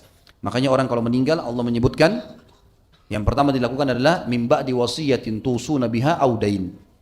Yang paling pertama begitu dia mati diurus jenazahnya, kemudian yang kedua wasiatnya dijalankan, utangnya dibayar, kemudian dibagi warisannya, termasuk wasiat di sini. Kita berdoa kepada Allah SWT, semoga Allah berkahi majelis kita dan dijadikan sebagai tambahan amal kita pada hari kiamat, dan semoga saja semua dosa yang pernah kita kerjakan diganti dengan kemahmurahannya menjadi pahala, dan semoga semua ibadah yang sudah kita kerjakan dan yang akan kita kerjakan selama ajal kita belum datang diterima dengan kemahmurahannya. Kita mendoakan agar Jakarta dan seluruh wilayah di Indonesia diberikan pemimpin muslim yang adil, yang kembali kepada Al-Quran dan Sunnah. Dan semoga Allah memberikan hidayah Bapak Presiden dan seluruh jajaran pemerintahan untuk kembali kepada Islam dan Al-Quran dan Sunnah. Dan semoga Indonesia menjadi contoh bagi negara-negara yang lain. Dan kita doakan saudara kita di Palestina, di Syria, di Yaman, di Irak, di Myanmar, di Ahsa, dimanapun mereka berada sedang tertindas. Semoga Allah ikhlaskan niat mereka, terima para syuhada mereka, muliakan Islam di tangan mereka dan tangan kita semua. Dan semoga Allah partisipasikan kita bersama mereka di pahala, baik dengan doa, harta, juga dengan jiwa kita. Dan semoga Allah dengan kemahamurahannya, yang saya yakin sedang melihat kita sekarang karena dia maha melihat, dan mendengar kita karena dia maha mendengar, agar menyatukan kita semua di surga firdausnya tanpa hisab. Mana yang kita di majlis ilmu yang mulia ini. Ya Allah, hidupkanlah kami mulia, matikanlah kami mati syahid, dan masukkanlah kami ke dalam surga tanpa hisab. Subhanakallahumma bihamdika asyhadu an la ilaha illallah astaghfirullah wa atubu ilaih. Wassalamualaikum warahmatullahi wabarakatuh.